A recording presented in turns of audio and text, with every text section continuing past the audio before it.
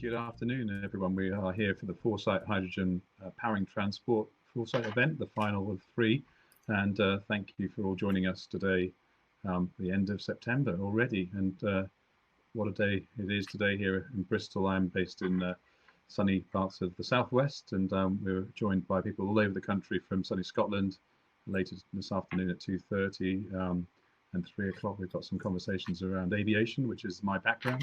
Spending 29 years in aerospace, with working with Airbus, Rolls-Royce and GKN most recently, and been looking at the hydrogen strategy for aviation. Beyond that, I've been looking across mobility platforms. So I'm glad to be here as part of Eric's episode, looking at the way we're going to look at powering transport going forward. And I think it's an exciting time today. I was just noting the news story of the first hydrogen trains out of Worcester into Emission and back again. So we've seen some really exciting movements and demonstrations of this living lab that we have come to realize in this new economy we're going to have to see in different ways, but I'm glad to be here with you today. I'm just waiting a couple more minutes before we bring everyone on board and I'll walk through the agenda. So we start off talking about buses, and Antonia De Winter from Liverpool City Region will be taking that through a little presentation, and we'll have some chance for Q&A. And this will be the format for the first 3 presentations. And then we have Steve Jones, who's from BayoTech and part of the team that's sponsored this event. So thank you, Steve, for joining us on 1:30. And we're going to be talking about delivering low-cost on-site production solutions and growing the hydrogen industry. Obviously, that's based on demand. And then we're going to have at 2 o'clock Ben Madden, who's going to be joining us from Element Energy. He's been looking at a large number of projects over the time, looking at the energy sector, and we'll hear from Element Energy on their particular take on low carbon economy. And then for me, the most interesting set of conversations I've had around aviation have been started this year on the back of this tremendous disruption that we've had with COVID, and the transformation towards sustainability in aviation has been something of a passion of mine for many years. So we've brought together a team from the partner at PA Consulting, Kim McCann. We've got Larissa from the Dublin University, and we've also got Sahil Jafari from the Propulsion Engineering Centre at Cranfield. Amongst the conversation there, we hope to dip into some real use cases in aviation as well as other electric hybrid solutions.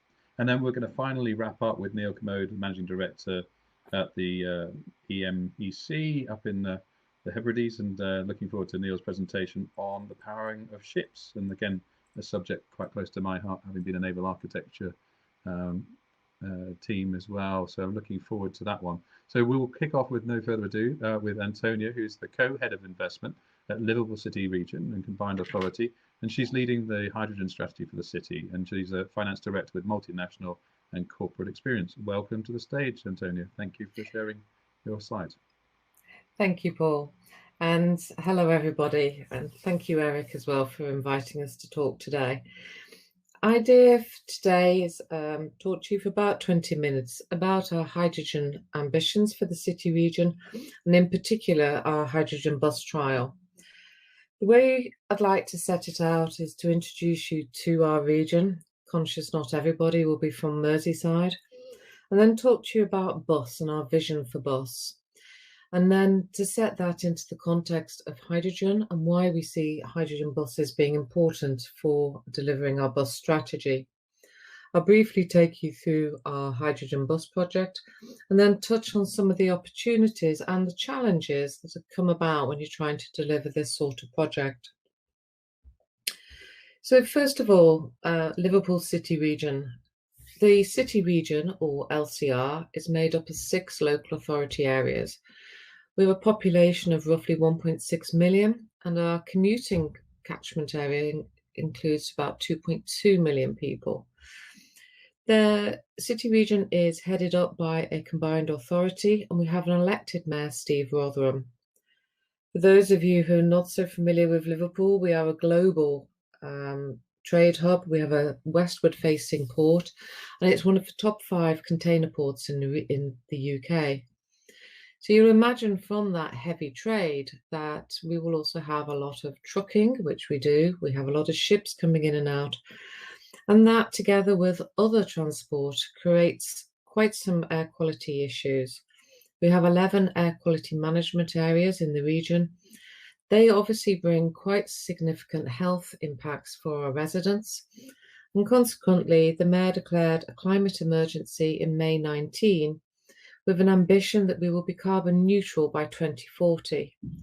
Now, our vision for bus, which was published in July 19, sets out our principles for phasing in zero and ultra low emission buses.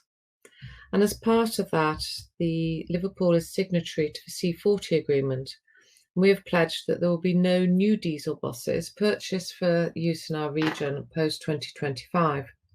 As we're in 2020, that obviously gives us quite a short time frame in which to act. I mentioned emissions. On this slide, you can see on the right a small map of the city region. Then on the left, you can see our emissions data. This is from Bayes, dated 2018. But the orange bars show you our transport emissions. And you'll see they really are quite significant as a percentage of the whole. Our buses are very important here.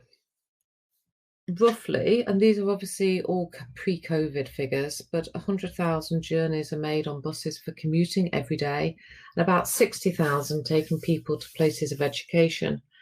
And car ownership is also very low in the region, so they're a key point of access for people to get them out into the workforce and into education. 80% of the public transport journeys here are made by bus. And within the Liverpool City Council area, which is obviously only 1/6 of our region, 1 in 4 people commute by bus. And what's really interesting is, although there's been a national decline in bus patronage, in the city region we've been bucking that trend, and we've had a 16% increase in growth since 2013. That we think can be attributed to our Liverpool City Region Bus Alliance.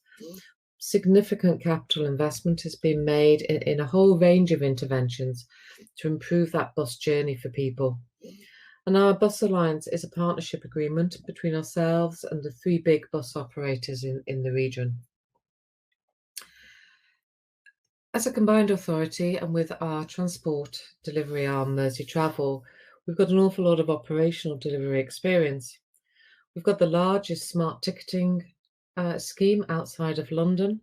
We own and operate the ferries, the Mersey tunnels, and we're currently taking delivery of our first fleet of rolling stock, and that's a multi-million-pound project.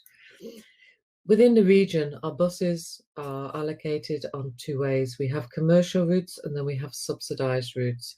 And those are the routes where we think it's important for us to step in as a public body and ensure that there is a bus link between certain locations. And obviously we have this other socially necessary services that we deliver. Our bus strategy is all about changing how we sort of do bus. It sets out a big vision for making our bus network very sustainable and affordable. As the vision for bus got updated in 19, that was done to respond to 2 big issues that were coming out. One was the data from our local industrial strategy work, and the other was obviously to respond to the climate emergency. Interestingly, we've also done an awful lot of research, contacting people who are both bus and non-bus users to understand what it is that they want from their bus network. Those 2 pieces have come together with the delivery of a phasing in approach towards zero and low carbon emission buses. Now, we do have some zero emission buses already. We have a combination of some hybrids, some electric vehicles, but of the almost 1,000 diesel buses that we have left, only 267 are Euro 6. Some buses are being converted, and what you see from this, though, is at the moment there are no hydrogen buses, but we have got a series of projects which are underway at the moment, which are all going to come together to deliver a revised bus offer. So I've mentioned hydrogen a couple of times. To set it in context, we're looking at delivering a total energy strategy for the region. That means assessing our future energy needs and taking a multi-vectored approach to solving those needs. And energy, and therefore hydrogen, fits across every aspect of society and the economy. Within this slide, you'll see we have the hydrogen strategy as a function of energy. We have renewable energy, so that will be covering, for example, wind from the Liverpool Bay. And we have Mersey tidal power, where we have a significant tidal project underway in the region. And we're looking at how hydrogen, wind and tidal can dovetail together to meet our zero carbon ambitions. Now, I'm probably speaking to the converted here, but from our perspective, we believe we need to act now. I mentioned air quality, and here you can see a diagram which shows the emissions from industry, domestic and transport. What's interesting for the city region is that blue box at the top is industry. Their emissions are declining over time, same with domestic, excuse me. But the grey line at the bottom is our transport emissions, and they're not decreasing. Now, if globally transport accounts for 14% of greenhouse gases, we can see that we are way above the average, and that has to be addressed. We also believe we need to act now because buses have a life of 15 years. A new bus we buy today won't go out of service until 2035. And we see investment in that low carbon sector and reducing our emissions as a fundamental priority for us and nationally. Why are we suited to a hydrogen economy? Here we have a number of leading international companies involved in the hydrogen agenda. We have Innovin, BOC, SR, CF Fertilizers, to name but a few. We have enormous production capacity. Our chemicals industry is very well advanced, so we have a very good skills and knowledge base on which to build. And of course, there are geographical advantages in the city region. We've got the Cheshire Salt Caverns, which have the potential for subsurface storage of hydrogen. And of course, we've got the Irish Sea gas fields, which will soon be depleted and offer opportunities for CCUS. Well, what we're seeing is the innovation for us lies not in the production of hydrogen, but in how we can apply it here to contributing towards net zero.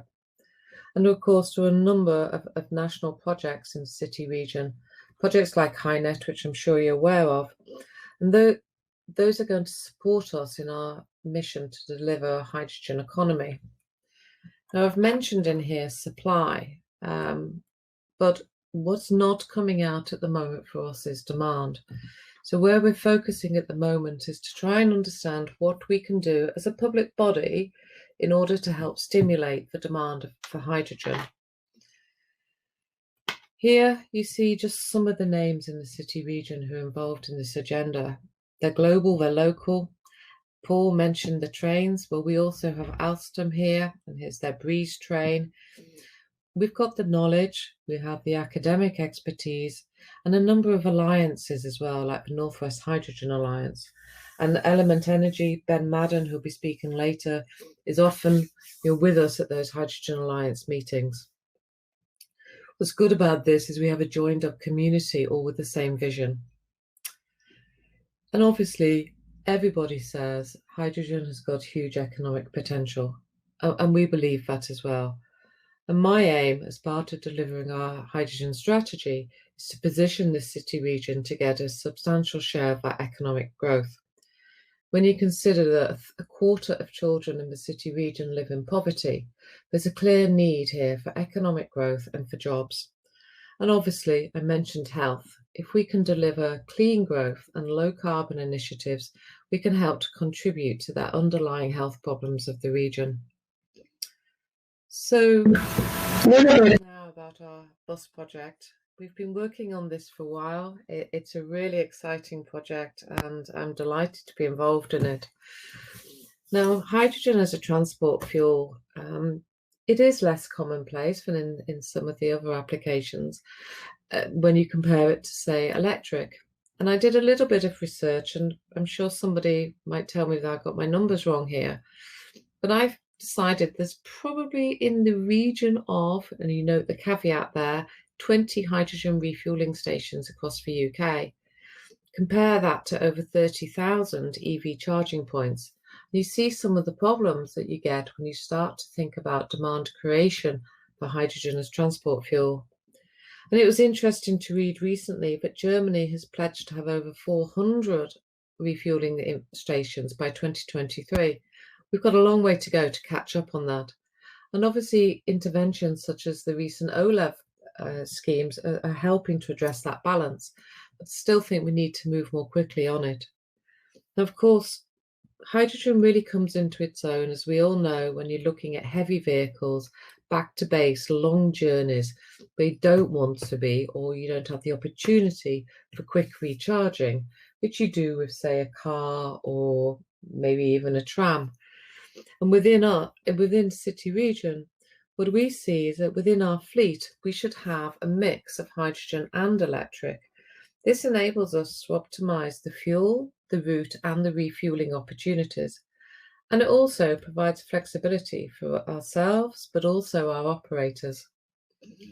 So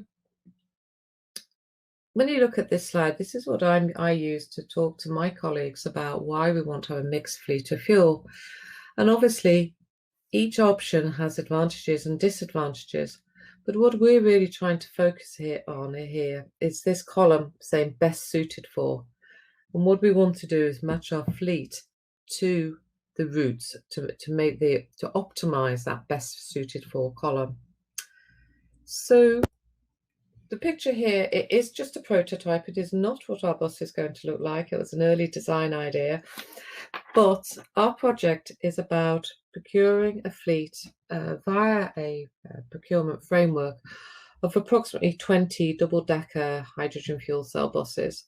We've also secured the pre-development funding to enable us to have technical and legal support. One of our advantages being a mayoral combined authority is that we do have devolved transforming cities funding. And hydrogen buses lend themselves very well to the objectives of that funding. This will be the first hydrogen fuel cell fleet in the Northwest. It is a trial, and a trial of 20 is quite large, but obviously I know other cities are ordering buses in similar quantities. We're also going to have the first hydrogen refueler of scale for the city region and for the Northwest. And that's going to be built at the BOC Linde plant in St Helens. It is a trial, and it really is a stepping stone for us to look at how we transform the powering of our regional buses. And by doing a trial, it enables us to work with our stakeholders, so with our operators and our local hydrogen producers, to really test that feasibility of bus ownership. Merseytravel hasn't owned buses before. And as mentioned before, we have rolling stock. Trains are different to buses, but obviously there are parallels that we can draw from those other projects. We can also look at the operation and test that, take learnings from it. One of the ways that we're really going to try and get the optimal feedback from our project is to explore the use of telematics. Now, obviously, bus operators already use telematics, and there's a number of packages out there. But we see that data feed as being very important to help us look at, for example, how does driver style influence the consumption of hydrogen? How does braking? What else can we do to improve that journey? And this project is also going to be run on a route where we're looking at doing some route optimization work. And the idea of that work, it's called our Green Routes project, is to look at the journey and to see where can we improve traffic flow? What can we do on the bus stops, for example, to make it easier for the driver to get in and out? So our vision is that we'll have a fleet of hydrogen buses running on an optimized route. And when you think back to the need for modal shift, when we look at those transport emissions, we need to get people out of cars. How do you get somebody out of a car when they really want to drive to the office? Well, what you do is you try to make that journey more attractive. And obviously, one of the objectives of Transforming Cities funding is to improve the appeal of public transport over the private car. So we see it ticking a number of really strategic boxes. Our ambition is that these buses will be delivered for the region in 2021, Obviously, that depends on which manufacturer wins the tender. And our refueling station will be built coterminous with the bus build. I mentioned the route, and obviously I've mentioned air quality a number of times. On this map, you can see the blue line cutting across the page, and that is the route 10 and 10A between St Helens and Liverpool city centre. If you look at the red lines, those are showing air quality management areas. You'll see the one around Liverpool being a really significantly large area. And to the right of the page is the M6. If you move across, then you'll see hopefully you can see it, a little yellow star showing the BOC plant, and that's where the refueler will be. And they're also marked on here are the depots from our two operators, Arriva and Stagecoach. Now, I mentioned there are challenges, and there are, and our structuring is reflecting how we're addressing some of these challenges. There is, of course, understanding, is this route right for hydrogen or should it be electric? And that route analysis is essential to picking the right vehicle for that route. We also had to have a lot of conversations about the location of our refueling infrastructure. Where should it be? How do we manage downtime for drivers going at the end of the day to refuel? Do you put it in the depots? But if you put your refueling infrastructure in the depots, then obviously you've got to then think about how you get your hydrogen there. That could be tube trailers, which will have an associated cost. It could be manufactured on site, but this is a trial. So for us, using the BOC site was absolutely ideal because we can capitalize on existing expertise, existing COMA regulations, for example. And BOC have already done a number of refueling stations. So we know we've got a really good partner in that side of the project. Clearly, buses, these new fuel buses do cost somewhat more than diesel. That is a challenge.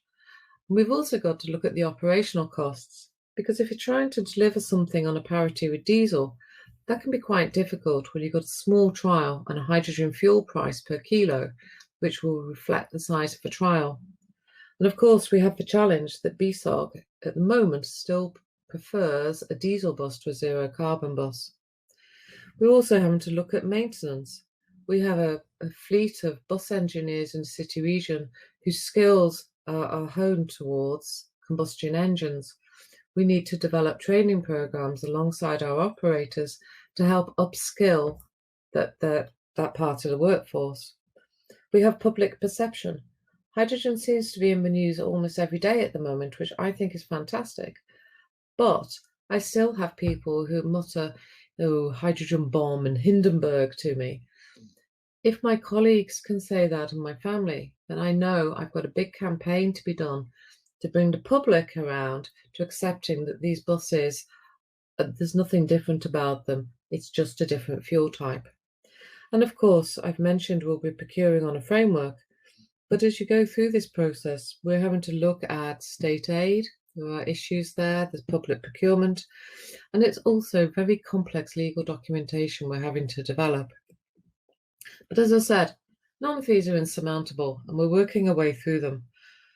Now, if you think that those are challenges, I also think there are clear benefits coming from it, which can help to complement other zero-emission projects across the country. Because I see that this project is giving us a number of opportunities that we can exploit.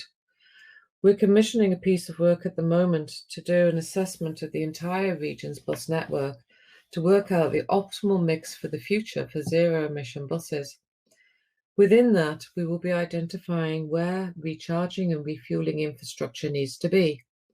That's information that we will then take out to our electricity companies and our gas partners to say, build this capacity into your future plans, because the grid needs to be able to support this number of electric buses in the future.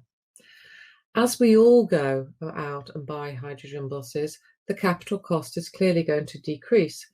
Orders, we hear again and again of new orders being placed, new people going through acceptance testing on their hydrogen fleets.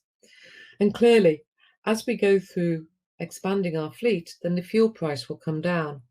And another piece of work that we want to initiate here is again linked to demand creation, but it's looking at our captive fleets and seeing which ones of those can be converted to electric and to hydrogen over the coming 24, 36 months to help drive that demand for hydrogen. And of course, we will be developing a training model for the maintenance of this trial of 20 buses, but everything we develop in that will be scalable. And we have conversations with colleagues across the artificial borders of Cheshire, Liverpool, Wales, for example, to say, if we're developing training, can we share it with you so we can all learn from this early work? And of course, there will be economies of scale that everybody can capitalise on.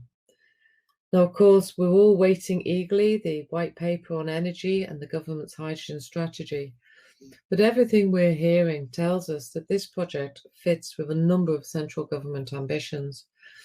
We're looking at modal shift, we're looking at clean growth, we're looking at decarbonisation and the development of the skills agenda, which is obviously very pertinent when you hear the announcements we had last night about new funding coming out for training to help equip our workforce really for the future economy. And just as a final note, one of the things which is really helping us on delivering this project is that we have consistent political support from our mayor. And he has talked a number of times through devolution, and he talks with government at all levels about how important it is for us to develop this hydrogen economy for the city region. And on that note, I'll finish. Thank you, Paul. Antonia, thank you very much. And yeah, I picked up on a lot of points there and lots of questions flying in. So let's see if we can go through some of those. And I think you mentioned, if anyone can pick you up on the numbers, I think being an accountant, I'll refrain from doing so. But the first sort of questions around, the infrastructure and your presentation was really interesting in terms of building the whole strategy, looking at the source of supply, I guess the BOC electrolyzer capability for the industrial production, and then looking at mapping out and optimizing the routes that would be best suited to hydrogen. Really interesting. A couple of questions around that. When you look at the mix between battery electric vehicles and hydrogen, how do you see the sensitivity of one versus the other? I mean, it sounds like the mix is really important in this environment. I think the mix is important, and I've seen some studies from continental cities where they've actually been able to reduce the number of buses that they have by increasing the number of hydrogen buses. And what's going to be interesting for us is we've got some routes which will be more suited to really a single decker bus. And it's how we build that in. Where we have the stop-start routes, then we can learn from some of the other electric bus projects in order to learn from them how often you need to get that recharging infrastructure in en route. And that's going to be important. And I think it'll have a significant impact on the cost of the project as well. Great. No, I think it's common across all modes of transport. The question also that follows from Tom on the subject of storage, are you expecting this to be compressed or alternative liquid, or what would you be using? It will be compressed, and one of the benefits we've got about using that sort of BOC refueler as well is that our buses will just be able to go in and refuel in a matter of minutes, which is obviously very important for our operators to get that optimal turnaround on the buses. Mm-hmm. And on the back of that question, there was a question from Mark about the source of hydrogen. A good question, as I imagine, as we begin this journey, we're going to be looking at any source of hydrogen to fulfill the demand that may come from a number of buses and other modes of transport. But the question is it likely to be grey, blue or green? Yeah, we've considered this at length. The hydrogen from BOC is currently grey. They do have a lot of ambition to at a global level to reduce their carbon footprint and move it through with the CCUS program towards blue and then to green. Our view is it's there already, so we should use it now as a trial. Although obviously our ambition is that ultimately all of our fleets will be powered with green hydrogen.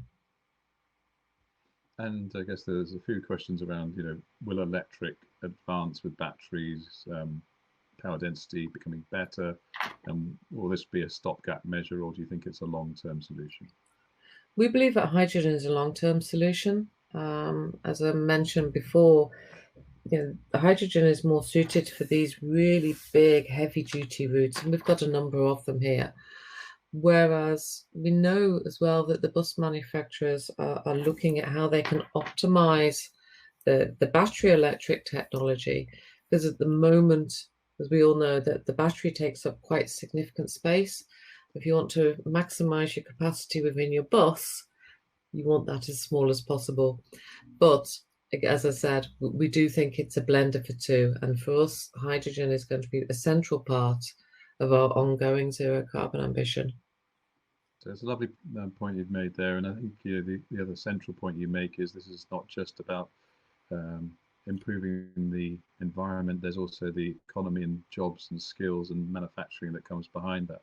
There's a question there about where do we get all the fuel cells from for demand? And that's probably the last question before I wrap. Well, speaking to the manufacturers, most of them seem to be favouring the Ballard fuel cells, which are obviously not made in the UK. But it will be interesting to see more fuel cell manufacturers coming into the market and making that contact with the OEMs. Great. I just wanted to say thank you, Antonio. I mean, the vision that you set is fascinating to me, sitting in the city of Bristol, where we've been told we have to get rid of our diesel and petrol vehicles in the centre of the city, and our mayor is pushing for electrification. I'm wondering whether we'll get hydrogen at the same time scales. You're racing ahead. It's great to see, and hopefully we'll create some competition across the various economies of the UK, and we'll go faster. And I was reading the quote from your July 2019 website saying, "We have to go much further and faster, ensuring bus services are developed around people, supporting them to getting to and from work, accessing healthcare and enjoying all the city region has to offer." I think it's a wonderful vision that you have, and thank you for sharing that with us. In this time of needing to access healthcare and the situation we're in, we really hope that you're very successful, and we look forward to working with you. Thank you. Thank you very much, Paul.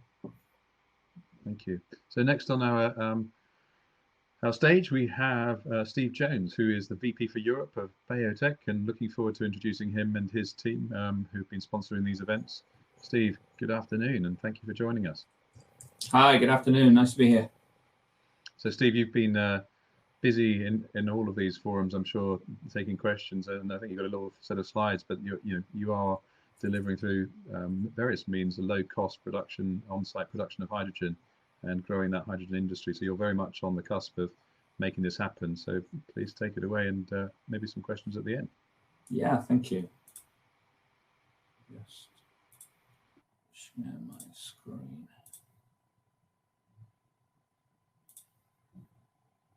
Okay, can you see that okay, Paul? All good. Excellent, excellent. Okay, so good afternoon, everyone. My name's Steve Jones. I'm VP for Europe for BayoTech. BayoTech are a hydrogen generation company. A little bit about myself. I've been in hydrogen for around 15 years now, mainly actually on the electrolysis side of the industry. So it's interesting to look at a different aspect and how it can really bring about some positive and quick transitions to using hydrogen. So a little bit about BayoTech to start with. BayoTech is a company that's headquartered in Albuquerque, New Mexico, but has representation in Europe through myself and also North America and Asia. We have a center of excellence, which is where we develop all the products I'll be talking a little bit about today. And the technology itself comes from an initial license that was done a good number of years ago now from one of the large US national labs, Sandia National Laboratories, who'd spent in excess of $50 million over the years developing some of this core technology that BayoTech licensed, and then since then built on a bunch of other IP and design elements to build that original technology into the products that we're looking at today. And to do that, we have a manufacturing partner who's been building custom solutions for primarily the oil and gas sector for the last 50 years, a company called PESCO. This gives us a head start in manufacturing. It means that we sidestep some of the teething problems that can take place for newer companies trying to develop manufacturing ourselves. So PESCO are used to dealing with the Shells and Chevrons of this world, and they're a great partner for us. And what it is we're looking to do is package containerized hydrogen generation solutions. So the rendering you can see on the right there is a 40-foot container that houses the main equipment that produces hydrogen on site from a gaseous feedstock to produce fuel cell grade hydrogen ready for its end use. And we're looking to do this in a range of originally 200 to a ton a day per module size. Next year, we'll be moving that up to 5 and 10 tons plus a day. And eventually, we're going to be looking at some ammonia production technologies as well. And we're doing this through leases and sales and even gas as a service for people that want to pay by the kilogram based on an offtake agreement of some sort. So a little bit about hydrogen fleets. So we're talking about captured fleets, that'll be the focus of what I'm talking about today. So we're talking about things that return to a set location, are part of a fleet, they do a similar job. You can see down the right-hand side there some examples of buses and trucks and delivery vans and passenger vehicles that all run on hydrogen. But some of the key benefits about captured fleets is that they have a planned schedule. They do a predefined route. They know what they're going to do ahead of time. Therefore, planning and controlling a fleet is an easier thing to do. They return to base, so they have a central location at which they come back to on a regular basis. So from a maintenance, servicing, and fueling point of view, return to base captured fleets make a lot of sense, particularly for hydrogen. They have a local impact. So captured fleets normally affect a local environment, a kind of hub and spoke model where these fleets operate within. So they have a direct effect on the local environment, both air quality and also overall greenhouse gas emissions. There's a consistent demand. So the fleet itself has a daily or a weekly cycle that it goes through. The fleet needs to keep working, obviously, for efficiency purposes and cost savings. And so from a fuel point of view, that's great because you can plan on a consistent demand for hydrogen, so you can size the system correctly, you can operate it efficiently, and there's less overall wastage in the system, so you can drive costs down. From our point of view, obviously, we operate on a gaseous feedstock. So from when we're talking about renewable hydrogen, we're talking about renewable renewable natural gas, biomethane. And these tend to be centralized plants as well. So you think about a centralized captured fleet that returns to a particular location. That's a lot of synergies with how we process waste, whether that be human waste, animal waste, anaerobic digestion, things like that at these central locations. There's a lot of synergies between those two systems. And obviously, people that operate fleets tend to be either larger companies or affiliated with some kind of local municipality or central government or council or whatever it might be, who all have sustainability targets. They have targets to drive down emissions, which obviously incentivizes the zero emission vehicle route going forward. So from an infrastructure point of view, what does it mean for a captured fleet? So you have some form of generation at the front end. For us, that's our BayoTech reformer unit, produces the hydrogen, which gets compressed and stored and dispensed into the vehicles, either done at nominally 350 bar, which is typical for buses and trucks, or it can be done at double that at 700 bar, which is more typical for passenger vehicles. There are some newer technologies being developed for the heavy duty market. They're operating at 700 and even an intermediate 500 bar step. And why are we doing this? I mean, this is talked about a lot, particularly these days. There's lots in the news about this, but it's talking about trying to drive down carbon, transportation being a high polluter, particularly in the heavy duty space, driving down both greenhouse gas emissions, but also air quality, particulates, NOx, things like that within our cities, trying to clean up the air, which will in turn, reduce things like healthcare bills and all that kind of stuff. And obviously now different areas around the world have various zero emission goals, phasing out of internal combustion, driving down overall emissions from the transportation sector. That's happening around the world. So when we're talking about that, because those are the drivers for this, then when we're talking about sources of hydrogen, obviously there has to be a focus on carbon dioxide and things like air quality. And so everybody's used to seeing a variation of this diagram.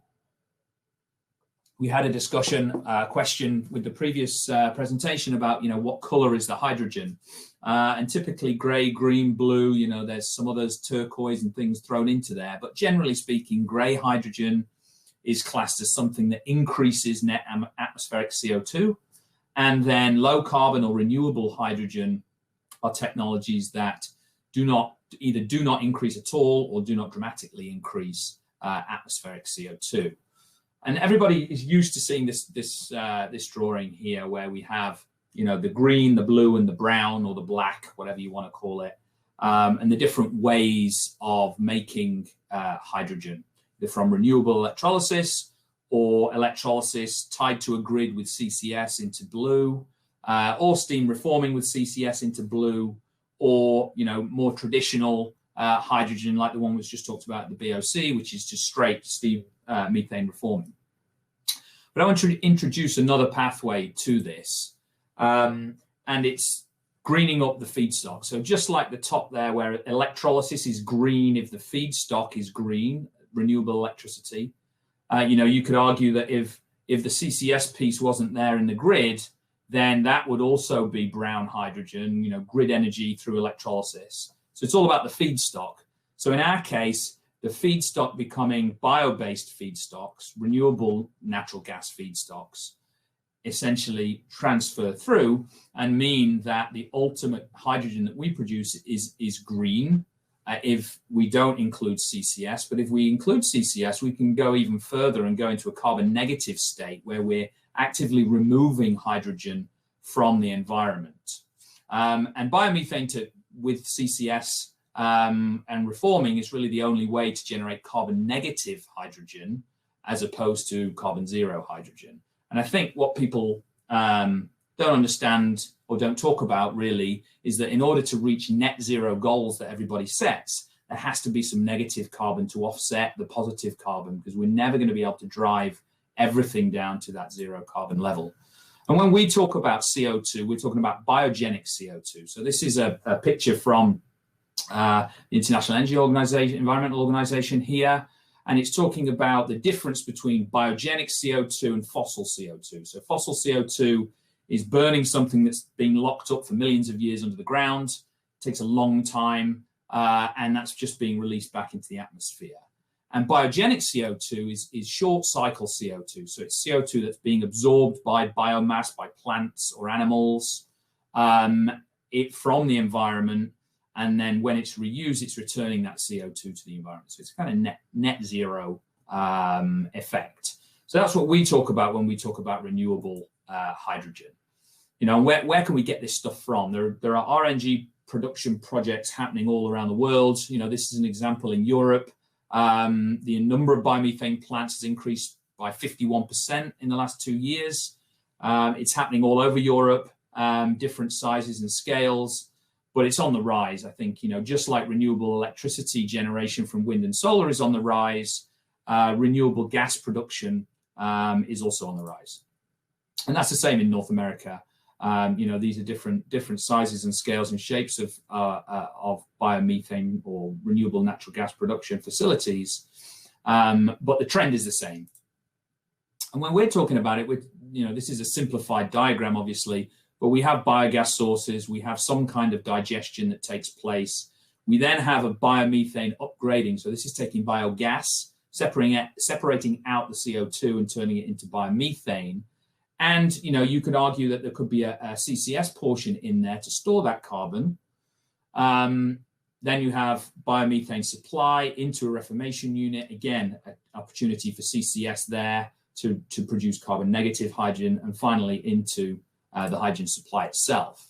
And when we're talking about carbon capture, we talk about carbon capture related to both blue hydrogen if the feedstock is fossil fuel, or negative carbon hydrogen if the feedstock is renewable gas. Different ways of doing it, different types of technology. The technology is all developing. There's lots of money and lots of attention on carbon capture at the moment. Costs are coming down, scales are coming up with that technology. And BayoTech as a company is tracking a number of these technology providers and discussing with them, what's the most appropriate technology to link to our units to provide a kind of bolt-on CCS solution. So if it's economic and it's important to the customer, we can provide a CCS solution alongside our standard reformer-based systems. And I get asked this question quite a lot. And I suppose it's analogous to the electric vehicle versus hydrogen via electrolysis. Why not just use it directly? You have a feedstock, either electricity or biomethane. Why don't you just use that directly while you're going through this additional step to turn it into hydrogen? And I think this graphic from NREL talks about it quite well. So this is a bar chart of how many miles a equivalent vehicle, this is in the US, could travel on 1 million BTUs worth of energy, of gas energy on the front end. And so you can see there, you have a gasoline vehicle at the top there, you have a natural gas engine vehicle. So this is where the biomethane would be burnt in an engine to travel 175 miles. On that same unit of energy, you could travel a lot further using hydrogen. And obviously, if the biomethane source is driving the hydrogen, then you get a very low or even a negative carbon footprint there. So it's really about traveling more miles on the same input energy, so more bang for your buck, more efficient use of that biomethane. It's also about being a zero emission vehicle. So a biomethane internal combustion vehicle is not a zero emission vehicle. And as areas around the world phase out internal combustion, they're not going to phase out the production of biomethane. That energy is still going to exist. And so using BayoTech's technology, you can still drive zero emission vehicles using that same feedstock. And also, those vehicles aren't polluting the local air quality, right? They're still zero emission vehicles. And obviously the final point is CCS. So CCS is an option with reformation and hydrogen because you're doing it in a central location. It's not really an option if you're feeding the biomethane into hundreds of different vehicles that are all combusting. You can't put carbon capture on each of those individual vehicles. So carbon capture and then carbon negative fuel become an option when you take that additional step of reforming into hydrogen.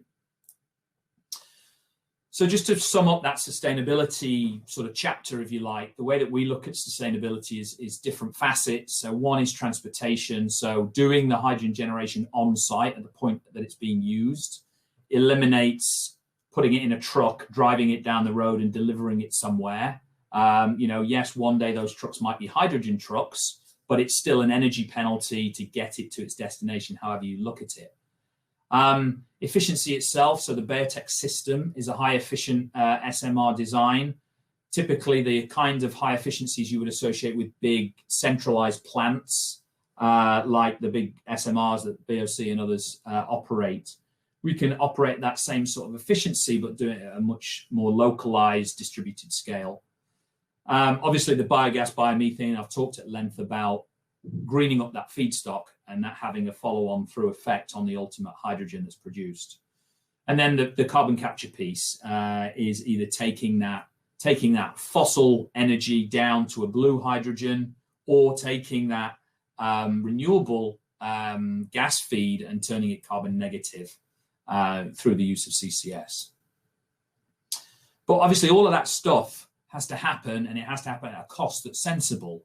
Yes, we all, I think, appreciate that new technologies, developing technologies are inherently more expensive in the early days than traditional fuel that's been developed over, decades. And, that's true of the vehicles themselves. The previous speaker talked about the cost of a fuel cell bus being higher than the cost of a diesel bus or a diesel hybrid bus, or whatever it might be, or even an electric bus. But, volume manufacturing, I think, has, we've seen that over the years with all types of transportation. Volume manufacturing brings about a huge cost reduction in the vehicles themselves. But obviously that volume won't get there until we deploy in serious numbers. But those costs also flow down to the feedstock. So, if you're running an electric vehicle, how expensive is your electricity? If you're running an electrolyzer, how expensive is your electricity? That's going to dominate the price of hydrogen. And what's the total cost of ownership for that hydrogen generation piece? So, maintenance, servicing, spare parts, and the operational feedstocks to make it work. And how can you drive that cost down to the lowest net cost, per kilogram of hydrogen?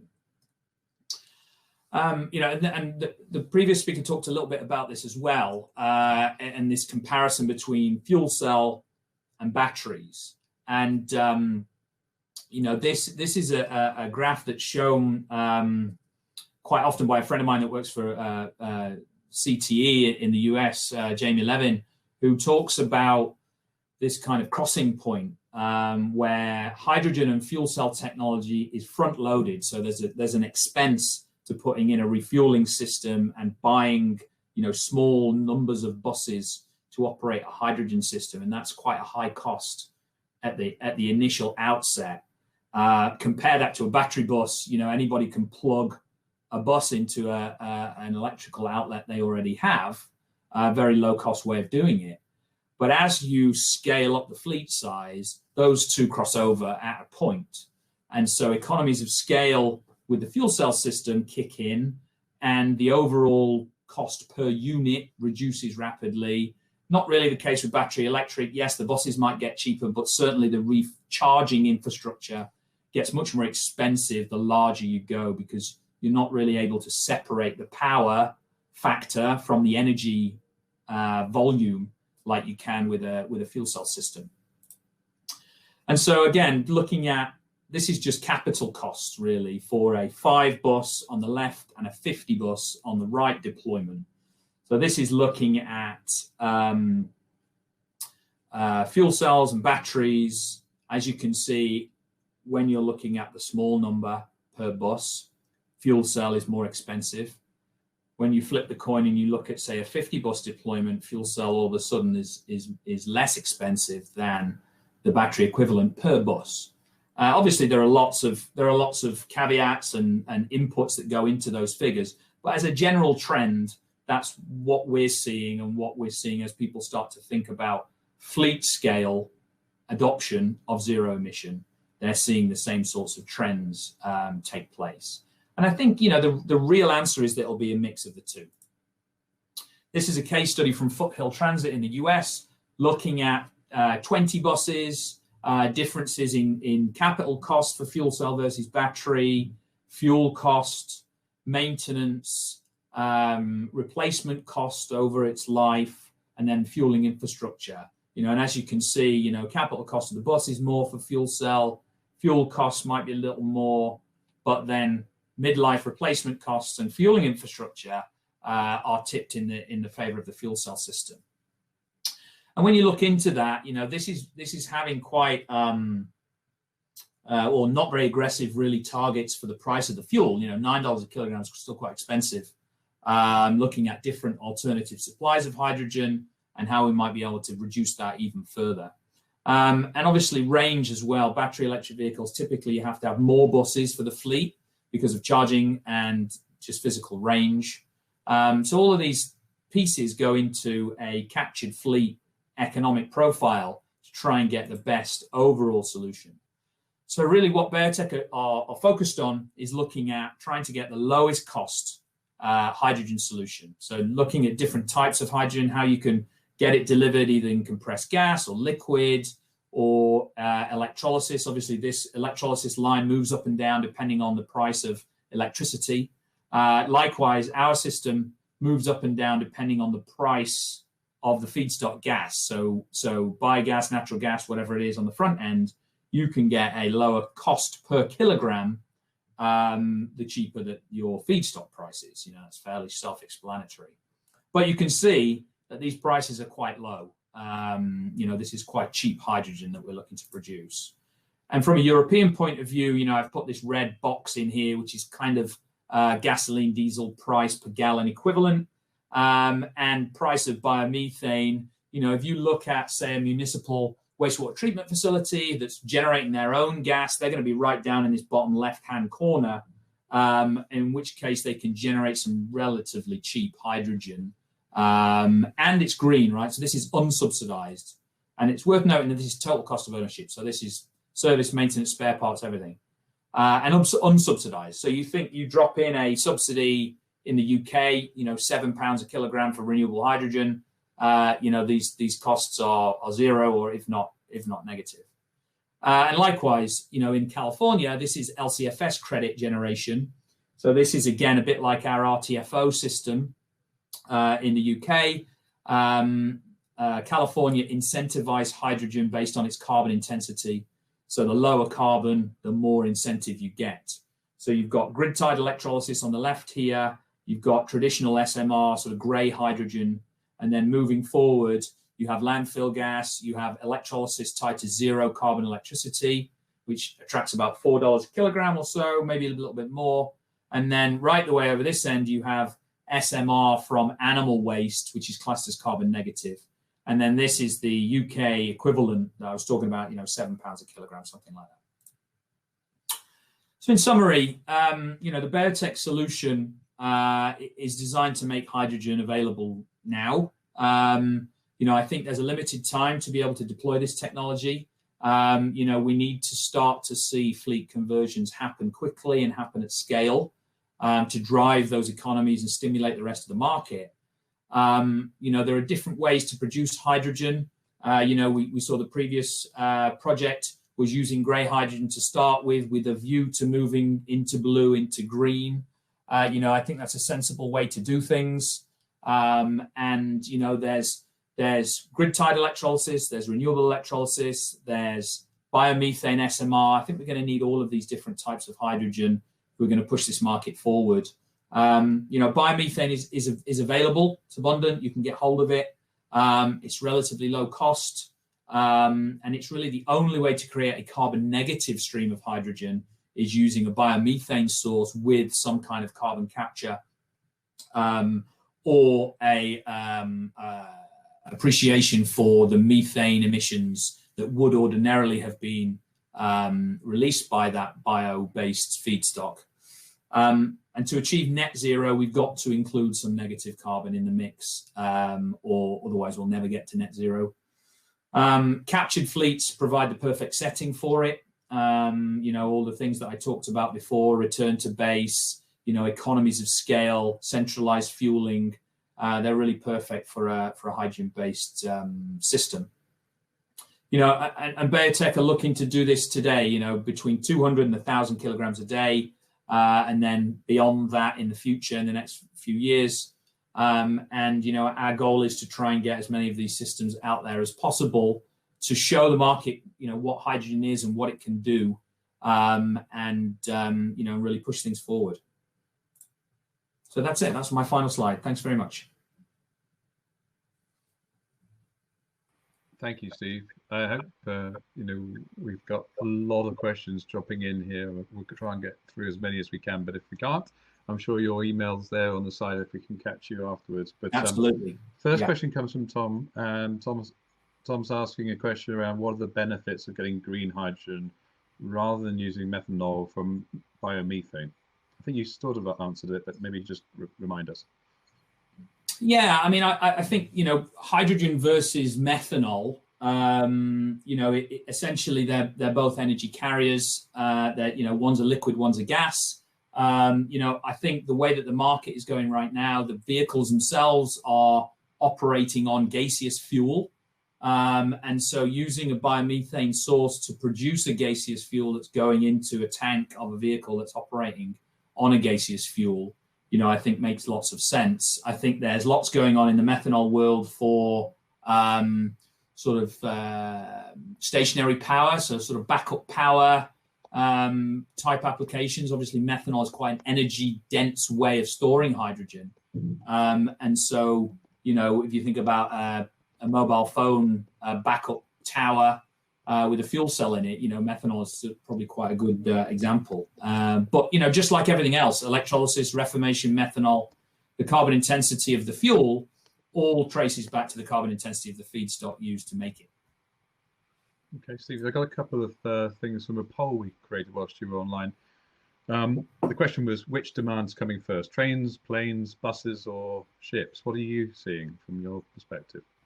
So I think depends where you are in the world, but generally speaking, we're seeing a lot of activity in the bus space. I think municipal fleets are quite an obvious target for early adopters because they attract funding from various municipalities. We're seeing increasing activity in trains. I think just today there was the first UK hydrogen train voyage happened. And I think ships will come a little bit later down the line. There's lots of activity going on, but that's a big industry to try and tackle. That's a lot of energy to try and tackle, in the short term. And then you have sort of passenger vehicles and also delivery fleets. I see as kind of coming alongside buses. The issue with passenger vehicles is refueling infrastructure needs to be dramatic. There needs to be lots of refueling stations out there, and that's a difficult thing to do on a limited budget. Captured fleets, you're able to do a centralized refueler that can affect multiple vehicles and make quite a big indent, which is why, we're seeing lots of activity around fleets of vehicles rather than just, the public vehicle. I'm sure we'll come back to it a bit later, Steve, but there's a couple of clarifications. You talk about SMR and I talk about SMR. We may have different, you have steam methane reformation in your mind. I have the small modular reactors. What do you think the nuclear hydrogen could do to the mix? Yeah, it's an interesting one. That in my previous role in the electrolysis industry, there was lots of discussion about the nuclear industry providing sort of base load power to generate large amounts of hydrogen to go sort of hand in hand with the renewable energy that might be coming in on a more unpredictable schedule. I think there's lots of opportunity for the nuclear industry to tie in with the hydrogen industry. The DOE in the US announced about 4 months or so ago some nuclear to hydrogen based projects. I know France is looking at it. I think there's still a stigma attached to nuclear in a lot of areas, but personally, I think that there's a lot of good that can come from making hydrogen from sort of base load power like that. Yeah, so I think that there's interest here on the in the polls. It says that 67% of the votes suggest that buses will come first, which is your municipal buses. Interestingly, nobody thinks trains or planes will be a early demand. It's interesting hearing Airbus releasing their zero emissions aircraft goals for 2035, but getting that thing flying before 2026, I think, is the aim, so that they can then do the final development. And obviously, I saw yesterday trains going between Worcester and Evesham, so I can't imagine that any of these are going to be too slow to the mix. And I guess we want more demand, so you get the economics right, which is what we all anticipate. Yeah, I agree. I'd agree with all of that. I think the aviation sector is the one where it's most difficult to decarbonize, just because of the sheer amount of energy on board. It's a big lift to be able to do that. But I think that some of the technologies that are being developed in the other transportation sectors, will help that sector on, over the years. But, I totally agree with that poll that, buses and sort of municipal fleets will be the obvious early adopters. And then maritime, we're going to come on to that a bit later with the team. So I guess you have some perspectives on that towards the end. We'll wrap up and maybe get some final thoughts from you, Steve, as well. And thank you for your sponsorship of these events. It's been great to have you here. So next on the agenda, we have Ben Madden joining us. So thank you to Stephen. And Ben, you can join us at the platform from Element Energy. He's been working over the last 10 years in consulting projects on low carbon sector. And we're looking today to get a grip of where Element Energy has been working most recently, some of the strategic policy insights that you might have, Ben. And welcome to the stage. Thank you. Hello, everyone. Can you hear me, Paul? Yes, we can. Right, I'm just struggling to share my screen. Obviously, this is slightly new to me. It's saying share screen is not supported on this browser. Is that working at all? Not yet. At any given time, we've got about 20 to 25 consultants working on hydrogen projects across Europe. Maybe if you could move to the next slide, Eric, that would be great. We do a combination of things. I guess about half our time is spent on classic techno-economic consultancy, helping governments and corporates figure out how to engage with this hydrogen sector. But the other half of our time, and probably what takes up most of my time, is what we call project initiation, which means starting projects of ever increasing scale to get this technology on the ground, prove it works, and then I guess push it to the point that we've really achieved today, which is the cusp of something resembling commercialization. So if you can look at the next slide, Eric. So my intention today is really just to give a bit of a whistle-stop tour of the various projects which we're working on. This doesn't, sorry, keep going, Eric. This is one of the slides that I changed. A whistle-stop tour of the projects that we're working on in these deployment projects, really to give you some sense of the current status of hydrogen technologies on the ground, and then use those projects to give some reflection on what's likely to happen next. Obviously, this is generally in the mobility sector, and there's no better place to start than buses, which is probably where I spend the majority of my time. So if you could go down 2 slides, I think, Eric. Within the bus sector, the biggest project and the most influential project at the moment is a project which we run, which is called Jive. This is a project which looked at what had happened to date in around about 2017 and said, look, there've been a series of relatively small scale fleet trials that prove that the technology works, but we're nowhere near commercialization. And a combination of the European Union, ourselves, and about 20 cities said, let's work together to procure of the order of 300 buses with a view to using that scale to drive down the price of the buses. And the way the consortium works is it's based on a series of procurement clusters in the UK, in the Benelux, in Germany, in France, each of whom are procuring between about 50 and 100 buses. And the aim of the consortium is to give the majority of those cluster orders to a single bus manufacturer, which allows them to scale up. So they're not just producing 5 prototype vehicles, but they're producing something that resembles series production. And the Commission was very smart. Well, in fact, the FCHJU were very smart when they conceived the project, in that they said, look, I'm prepared to give you 150 to 200,000 euros of support per bus, but I'll only do that if you get below a bus cost threshold of about 625,000 euros, which is still too much. I mean, a conventional bus costs between 250 and 300,000 euros, but it's a massive improvement from where we were at the start of the project, where buses were costing more than a million euros. So if you go to the next slide, Eric. So, I mean, as I said, the project started in 2017 and it's been slow going. The main reason it's been slow going is that this has been about procurement of a range of different public sector actors, generally people who weren't used to procuring buses, all having to work together. And that's been a very slow and tortuous process. I think it's also fair to say that the bus industry has taken its time to respond. So that's the reason why we don't have hundreds of buses on the road. But I'm pleased to say that we've now got 230 of the 300 buses on order, and we're confidently expecting the rest of the buses to be ordered by the end of the year.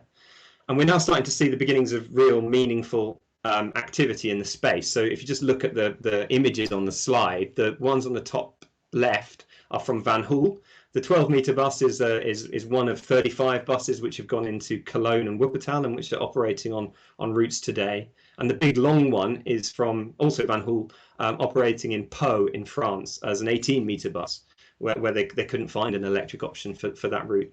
Beneath that is the Solaris bus. Solaris is one of the more innovative bus manufacturers in Europe, and they're bringing their first hydrogen buses to Bolzano next year. And then probably most relevant for the UK is the Wright bus on the right. That's a bus going down the production line at Wright bus. Wright bus have secured about 55 orders, and with hope of more within the JIVE consortium from Birmingham, Aberdeen and London. And I think the first of those buses will be launched next week in Aberdeen. So we're starting to see progress in the UK as well. If we go to the next slide, Eric. So, and what really pleases me about this project is when we were initially scoping it, there was basically one bus manufacturer selling buses in Europe, which was Van Hool. And as a result of this scale, the 300 bus demand signal, we've seen loads of bus manufacturers start to develop their own procurement projects. We're tracking at least 12, and actually there are manufacturers, when I was looking over the presentation earlier today on this slide pack, who we haven't even included. And the good news, Eric, next slide, is that of those, 5 are already on order within the JIVE consortium. So I think it's certainly had an effect on stimulating the market. The other good thing, maybe thinking a little bit more generally about the bus sector, and again, next slide, Eric, is that that we're starting to see the beginnings of a plausible value proposition for fuel cell buses. Generally, that's in markets where the regulator, the cities, have decided that they want exclusively zero-emission vehicles, which means that the competition is between the fuel cell bus and the battery electric bus. It's certainly fair to say that the battery electric bus had a head start. It was slightly more mature at the point that people started making those regulations. But the fuel cell buses that are on offer today are offering a technical value proposition which is significantly superior to the battery electric bus. I think actually Stephen covered this, so I won't spend ages on it. But fundamentally, the buses are available comfortably exceeding 400 kilometers of range with fast refueling. The refueling station in London is specified to refuel the buses from empty in less than 5 minutes, and with a small footprint with low infrastructure requirements. So you have to make a bit of space available for a hydrogen station, just like you do with a diesel facility, but you don't have to spend lots of money upgrading your grid or your depot to allow charging of vehicles. There's other advantages on there which I won't go through. So we have the beginnings of a technical advantage. And Eric, sorry to be painful, if you could go back up to the first slide in this section, the one with the graph. Oh, sorry, go down a bit. That one, yeah. So there's a technical proposition which has emerged, but the remaining challenge is basically economic. This graph just shows sort of half of what I showed earlier, which is a series of demonstration projects which helped bring the price of the bus down, but we're still hovering around €1 million before the JIVE project. The JIVE project and its price thresholds has brought the price of the bus down below €625,000. And in fact, the prices that we're seeing from some of the tenders are already comfortably below that figure. But perhaps the more important news is that when you start talking to the manufacturers about what happens if they could get commitments for hundreds of buses a year, so something resembling series production, they're already talking about comfortably below €500,000, and in fact a number of manufacturers less than €400,000. And it's that potential of scale that is where we're working next. So Eric, if you can go back to where we were, sorry. It's that potential which has led to the next project which we're working on, which is called the H2 Bus Europe project, which was had some recent press activity in the last month or so.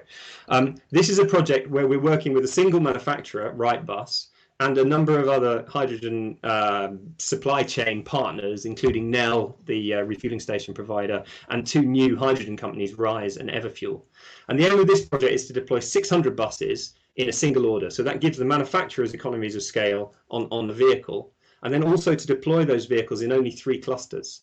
So there you have economies of scale on the production assets and also the hydrogen stations. And the supply partners in this project have committed to achieving really quite impressive targets. So armed with a little bit of funding, but not a very significant amount, €40 million from the Connecting Europe facility, that doesn't work out as very much funding per bus. they're able to hit a price target of 375,000 euros for a 12-meter single deck bus, and a hydrogen price of between 5 and 7 euros per kilogram. So that's a really impressive achievement. And when you then look at what that means in terms of the total cost of ownership for the buses, next slide, Eric.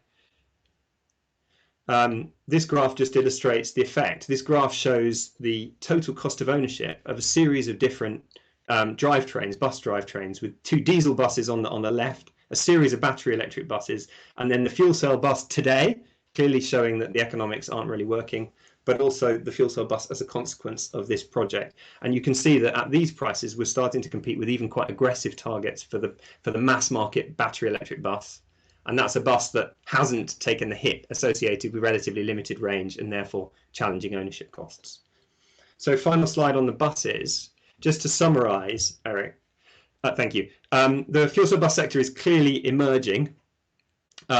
It's been painful procuring the buses through the public sector. It will be a lot more convenient, and certainly for the next wave of buses, we need to be procuring them the conventional way by the operators themselves. Scale is working. We're seeing bus OEMs now starting to commit to much lower prices for the buses. And I think there's still work to do, but we're also seeing plausible maintenance propositions being developed for the buses. So not just a kind of one-off capex with very high maintenance, but actually those maintenance numbers improving through time. And then at the bottom there, I've just got a note, which is that we need to be a little bit careful in the hydrogen sector about making sure we're planning for success. If you deploy 5 or 10 buses, there generally is enough hydrogen around in one form or another to make an easy project. But when you start getting into hundreds of buses of deployment, you need tens of megawatts of hydrogen production. And if you start moving into thousands of buses of deployment, it's hundreds of megawatts and even gigawatt scale hydrogen production. And those are really quite big facilities. And we need to start planning now for facilities, production facilities of that scale. So next slide, Eric. Thank you. These are the slides which I'll update in the version that I send later. So just looking at cars and vans then, maybe the next slide, please, Eric. There are 2 big European car and van projects, again, both of which we're running. One is called H2ME, which is deploying 1,500 cars and 50 hydrogen stations in the kind of the leading deployment centres for hydrogen activity in Europe. So that's Scandinavia, Germany, France, and the UK. And then there's a second project called ZEVs, which is deploying 3 times, which is the next slide, sorry, which is deploying 3 times 60 fleets of cars in 3 different countries, one of which is the UK and London by companies like Green Tomato Cars and the Met Police. And then the others are being deployed in Paris and Brussels by this new taxi company called Hype, who has a kind of an integrated business model based on the deployment of taxis. So if we look at the next slide, these projects are deploying really basically three vehicle types, 2 that I'm sure you're all aware of, the Mirai from Toyota and the Nexo, and previously the iX35 from Hyundai. And then also vans, which are a collaboration between the fuel cell manufacturer Symbio and Renault. The majority of the passenger cars have been deployed, that we're still waiting for some of the vans because that collaboration is still evolving. And then the majority of the refueling stations are in service already. Look at the next slide. And in terms of the learnings from these projects, can you do the next slide, Eric? I don't know if it's slow. In terms of the learnings from these projects, what we're seeing is that the back one, I think I might have just been slow. Apologies. The learnings from these projects, the passenger cars are performing incredibly well, 99.9% reliability, same performance as a conventional vehicle. Likewise, the vans, they had some teething issues, but broadly speaking, they're performing well. And we're also seeing comfortably 500 to 600 kilometers of range from those vehicles, as you would hope from a hydrogen car. The refueling stations have done well, although there have certainly been teething issues. The overall reliability is about 96%. And part of that is because these stations have been deployed on a relatively low cost basis. So there are components of the system which fail relatively frequently. And we have learned, I think, that it takes some effort to keep the stations running. So they need to be very well loaded in order to get high utilization. Having said that, we've seen stations with 99.9% reliability, and one of the stations in Paris has delivered over 53 tons of hydrogen since it started in 2017. Look at the next slide, Eric. just in terms of, I guess, some of the macro conclusions. When thinking about cars and vans, you can't avoid the fact that the passenger car OEMs, with the exception of Toyota and Hyundai, have generally taken a decision to start their zero emission journey with battery electric vehicles. What that means is that there's going to be a relatively limited supply of these vehicles coming into countries, meaning hundreds to thousands, certainly not tens of thousands, and over the next 5 to 10 years. And that in turn means that a deployment strategy where you cover the nation with hydrogen stations and wait for the cars to arrive is slightly doomed to fail. So there's now a consensus that says, look, if you're going to do things in the light vehicle space, the right way to do that is in concert with heavier vehicles, which is where all of the attention is, and also in clusters, geographic clusters, where you deploy 2 or 3 well-loaded stations, which you can invest in the reliability of, and then deploy the vehicles in fleets which are captive to those regions. We're also, so in that context, the good news is that we're starting to see a business case emerge for those vehicles in fleets that are affected by zero emission requirements and who have range and refueling requirements that mean they can't really adopt the battery electric vehicle. And that means taxi fleets, first responder fleets, and also fleets, service fleets that have to service the large rural hinterland that just isn't accessible to the battery electric vehicle without the fast charging. On the next slide, just quickly, in terms of locations, the general conclusion of the end user work that we're doing in these projects is that you're going to need about 2 hydrogen stations for every deployment cluster at least. So in other words, no one will buy a vehicle based on just a single station. They need to see a second station to have reliability, with obviously a preference for more and subject to the size of the station.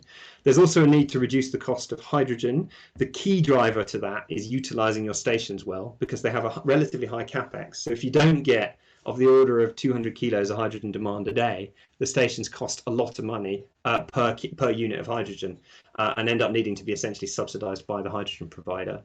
And I guess that point about subsidy applies here. We're still talking about a relatively low volume sector.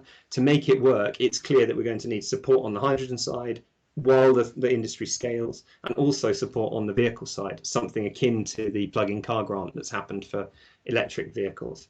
On the hydrogen side, the good news is that combination of the UK's renewable transport fuels obligation, which is now supporting hydrogen, and also the emerging Renewable Energy Directive 2 in Europe, both look like they're going to provide sufficient levels of support to allow the mobility case to take off. So that's a kind of quick car summary, and I'll do trucks very quickly. I think, Paul, you're looking a little agitated on time. Apologies. So if you can just look at the next slide in fact, 2 slides on trucks, Eric. So the truck sector is seeing considerable excitement, I think it's fair to say. When this slide comes up, which I can't see yet, you'll see an image of 10 Hyundai trucks getting loaded onto a ferry in Korea. And those are destined to a project in Switzerland, which is going to deploy 1,600 trucks across Switzerland by 2025. Beneath that is a Iveco project, which is looking to deploy meaningful volumes of trucks from 2023. And Daimler and Volvo, 2 of the biggest OEMs in the sector, have announced a major investment and collaboration in developing the fuel cells, aiming at small series production 2023 to 2027, and then proper manufacturing commitments from 2027 onwards. But I think there is a note of caution on the trucks, and hopefully the 2 projects which we're involved in, which is the next slide, illustrate kind of where we are. So these are 2 of Europe's biggest hydrogen truck projects, one of which is called H2 Haul and the other is called Revive. H2 Haul is a collaboration with Iveco and VDL, and is going to deploy a total of 16 trucks around Europe, very much in prototype and proof of concept mode. They will be deployed in anger by generally supermarkets looking to gain green credentials. Eric, I'm not sure if you can pass the slide on. If you're able to, but anyway, I'm speaking to the wrong slide, but anyway, we'll prove the technology. But the first vehicle is going to be deployed Q1 of next year, and then the majority of the vehicles are Q2 are into 2022, which gives you an idea. Those are basically prototype vehicles, and there's a lot of learning needed from those vehicles before we can move to the next phase. Similarly, Revive, which is deploying 15 waste trucks across Europe, but again, in that kind of first proof of concept mode.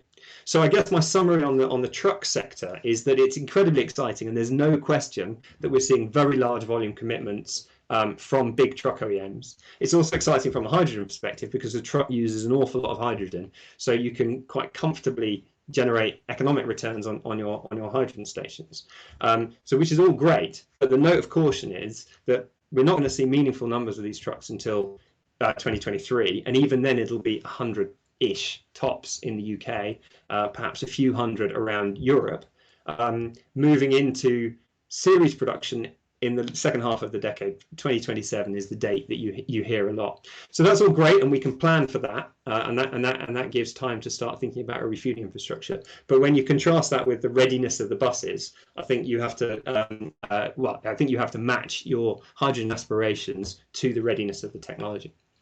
So that's all I had to say. I hope that was a useful overview and snapshot of the sector, and I'd be more than happy to take any questions. Ben, thank you. It's awesome. There's lots going on there, and I can see that without the slides working, you still had the ability to get through it. Thank you. There are 3 questions that I think have just appeared. If I could take those in turn.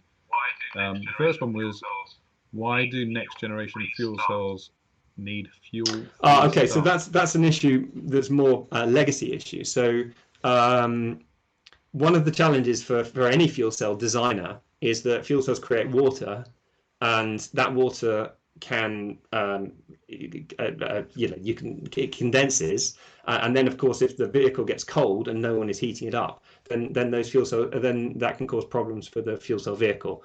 So that has required a series of smart solutions to make sure that you don't end up having to keep your fuel cell warm. That was solved in the passenger cars in the previous generation. So effectively in 2012-ish, that was something that was resolved. The bus stacks, they didn't resolve that until this next generation of stacks, which is just coming out in the next vehicles. So you still have to plug in some of those vehicles overnight, not serious charge, but just in order to keep the fuel cells warm. So that's an issue which has been resolved in the next generation of fuel cell vehicles. And really, that's just pointing that out. Was the reason I had that on the slide. Yeah, we were seeing, massive movements in the last 10 years. I've been watching fuel cells changing in their ability to manage all the power density and increasing the utilization of the oxygen. So we need to move further on and faster, because I guess everyone is looking for power density now, particularly in aviation. We've got another question here about initial capex of hydrogen bus and being important. And what would you estimate the pricing point need to be if we're going to be competitive with alternatives? So I think the basic counterfactual price is the price of taxed diesel that the operator would pay today, and as long as your yearly fuel price is similar, then relative to the battery electric vehicle, you're probably offering something which is quite compelling. So and that price ends up in the range £5 to £6 per kilo in the UK.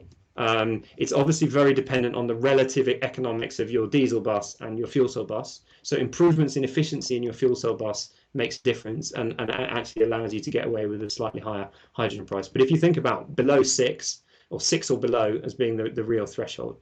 Now that is slightly complicated by the fact that your main competition in the future is likely to be battery electric vehicles.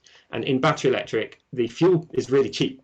Because you're just buying relatively low cost electricity from the grid, but they have recurring battery replacement costs and a relatively high battery electric vehicle cost.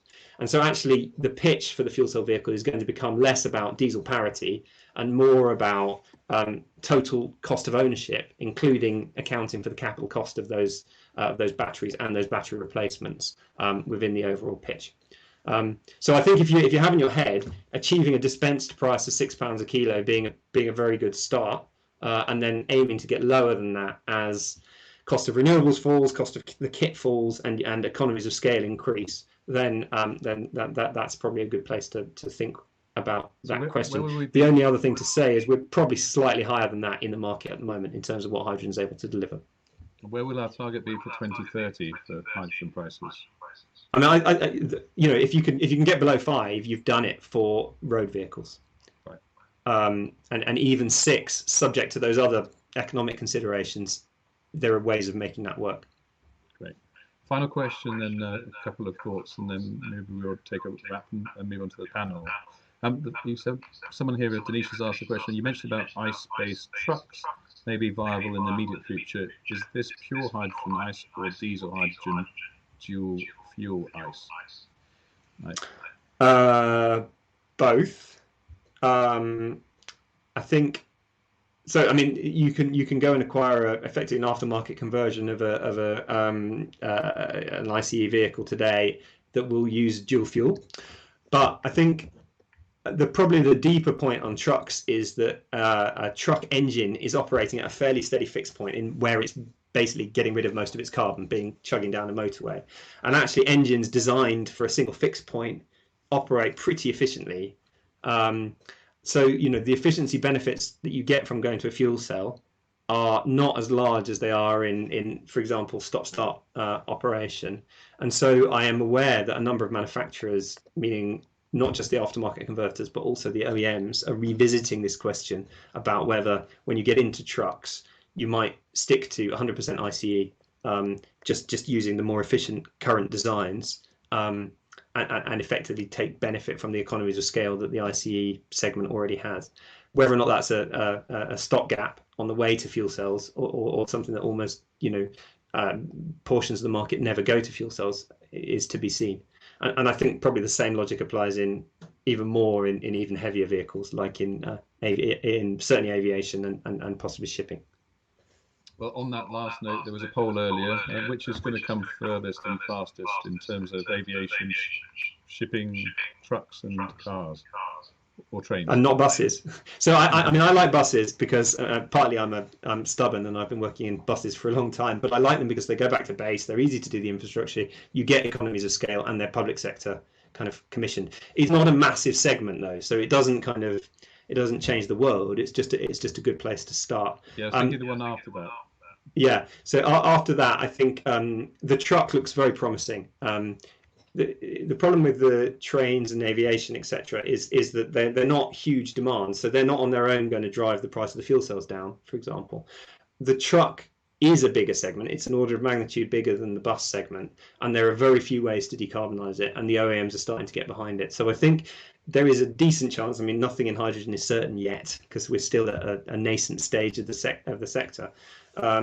But there is a decent chance that this decade we'll see proper series commitment to trucks, and that commitment drives gigawatt scale requirements for hydrogen production, which kind of means we've done it, and we've got the sector moving at the scale it needs to be at. Well, Ben, I thank you for all those questions and your presentation. You offered to send the presentation around, and I think Eric will grab. What I'll do is I've got it on my screen. I'll send it to Eric now, and I think it gets put onto your website. So I don't know what was wrong with the website with the system, but anyway, hopefully it made some sense. We've got through it. Anyway, thank you again, and really nice to work with you. And well, I wish you a good afternoon. Hopefully you'll listen on the next challenge that we've given ourselves to talk about energizing the air transportation with hydrogen. So we'll get some other perspectives on that. So on the stage, we're going to bring in Kim. Kim McCann is the partner of PA Consulting. She's been driving the future of aviation industry through technology strategies, and previously a member of Shell's C-suite, and has been very busy in many regards, pushing the sustainable aviation agenda, most recently at the online Farnborough event. We've got Ali Reza Soudou, who's joined us from Dublin. Thank you, Reza. Nice to see you here. We've actually brought in from Cranfield, and a very popular time to be talking about hydrogen in Cranfield with the flight of a zero emissions aircraft. Sohail, thank you for joining us. Sohail, he's been a technology officer. He's been looking at gas turbine modeling and optimization, strong in terms of building and control engineering software, and looking at modern internal combustion engines versus fuel cells, I believe. So looking forward to the conversation on that. And we've also got Neil joining us. Thank you, from Scotland, as managing director of the first leading test facility for tidal and wave energy generators and converters. And we'll be talking more about that in the coming presentation that follows this. But to kick off, thank you all for joining us. And the technology that surrounds us today and is working this way because we haven't got a presentation. But I wanted to start off with a quick fire round of quick introduction, Kim, and what's your big challenge that you're trying to solve? And I'll come around the table with everybody the same question. Sure. So thank you, Paul. So yeah, I'm Kim McCann. I'm a partner at PA Consulting, as Paul said, and really, I've got over a 20-year career in looking at how you use technology and innovation to unlock business value. So it's always been looking from, I worked back in IBM in the mid-90s when they were still manufacturers and had complex supply chains that they were trying to manage then, right the way through to, as Paul said, 13 plus years with Royal Dutch Shell, the last 5 of which was the Global Operational Excellence Manager, running about 134 fueling operations across 54 countries. And really, that is where, within that time with Royal Dutch Shell, I was looking at how Shell transitioned through the energy transition and where the market went, specifically in aviation in those last 5 years. What was the future of the aviation business and industry? So joining PA, I have joined to really help look at how we can support and help manage and drive that future of the aerospace and aviation and transportation industry. And what I have found is a lot of parallels between the hardest to decarbonise global energy users in transport, which is actually aviation, maritime. I think there's huge synergies there that we haven't seen before. So I'm very much looking forward to today's discussion. So Neil, when we're talking about maritime, do you want to quickly catch that wind? What's your big challenge that you're going to talk about a bit later, and where do we want to focus our conversation today? Thanks, Paul. Yeah, very interesting to hear what Kim was saying there, because we are working. We started really in the position that we were making hydrogen as a way around grid inadequacies, and so we very rapidly found that we could put it into shipping, and that's the big niche that we see is going to be important, particularly to us as an island community. But also we're seeing there are some big international opportunities. In terms of the challenges, the main one I want to talk or touch on is actually the storage of sufficient gas, or in whatever form, to make something useful happen. And I think we may need to be looking not necessarily just at hydrogen, but things we make from hydrogen, like methanol and ammonia. Okay, thanks, Neil. Alireza, do you want to take us through a bit about your background, and then what's your one? Yeah. Thank you very much, Paul, and everybody for participating in this event. Warm hi from rainy and cold Dublin to everybody. And my background is power system and electrical engineering. So when we talk about green hydrogen, we speak about the fact that these kind of hydrogen is being produced from clean energy, like wind, solar, and such similar technologies. So basically, we need to know if we want to supply these kind of technologies via electricity, is the electricity network is capable of dealing with that or not? Or just we can assume that everything is fine and those electrolyzers can be easily fed with the required electricity. So I want to make it more kind of practical and realistic. Thank you, Alireza. Sohail, nice to see you. Nice to see you, Paul, and hi everybody, and good afternoon. So, as you know, in Cranfield University from 2 years ago, we have concentrated on Enable H2 project. It's a European project. We are trying to do a detailed design of a hydrogen-powered aircraft. So far, we have developed 2-3 different concepts, and we are working on that to the next phase of the project to set up some experimental test rigs and to commission different combustion chambers enabled to use hydrogen as a fuel. The other side of the coin is our recent collaboration with the University College Dublin and with Alireza, in which we are trying to estimate the aviation demand for hydrogen. So what would be the amount of hydrogen that we need in aviation sector? So we have concentrated on different routes across the Europe and the world, and to calculate and to generate a framework to give us an estimation about the value of the hydrogen that we need in the future for aviation sector. So taking that point, that's a really interesting one. So there's multiple routes for hydrogen. If I summarize what I understand, we could be directly burning hydrogen, which is your Enable H2 program, through a gas turbine. We could be converting it through a fuel cell into electricity and then using that.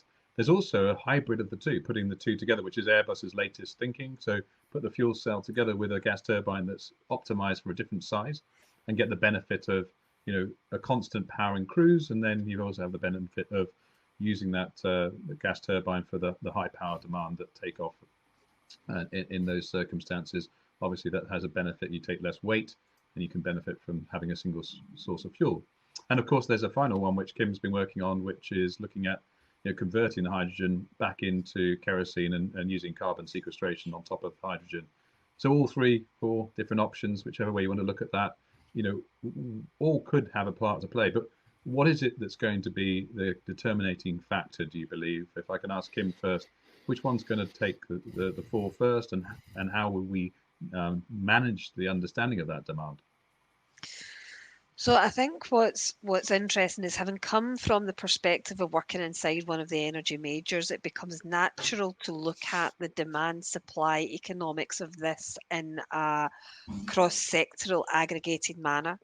And because hydrogen technology solutions are still in their nascence and it isn't clear which technology solution is going to be the right one, and there won't be one silver bullet, it will be horses for courses. It's understanding how you can aggregate that demand across to unify as much of the supply chain as you can before you have to metastasize it, before it has to come out into, because the production piece up to a certain point can have a level of commonality that can then define the end uses that goes to. And I think what has resulted in lots of different technology solutions popping up, and hasn't actually resulted in the coalescence around a single one of those or a subset, is the fact that actually you would need to have that discussion, I think, across some of the demand sectors. And because the economy and because the sectors naturally think aerospace, think aviation and nothing but it, maritime, think shipping and nothing but it, until you look at that and say, really, at what point do you have to split it out? That, I think, has been one of the blockers until now. Secondly, and we can remove that, I think. Secondly, I think the determining must act sections are coming on this, so legislation. So I believe we've got zero carbon shipping around 2030, which is 10 years away. That is not far at all. As we know, Airbus are looking for their replacement for the A320 by 2035. So you can start with that big, hairy problems of within 10 years, within 15 years of getting the taxi of the sky replaced and starting phasing those fleets out within 15 years. That's big. But if you start from that right to left, and you also take that supply chain, from offshore wind, for example, forward, how much of that can you keep consistent until you have to? That's how you can bring the two ends together. So I think part of it is driven by the need to act, the must act regulation, and that's your right hand side where you put the target dates for these things. And I think the left hand side needs and requires the breaking across the boundaries of the demand sectors to really understand how much you can keep that common before you break that infrastructure out, and get started now really on providing the infrastructure that be able to do that. Demonstrator projects that coalesce around the same investment across different transport modes.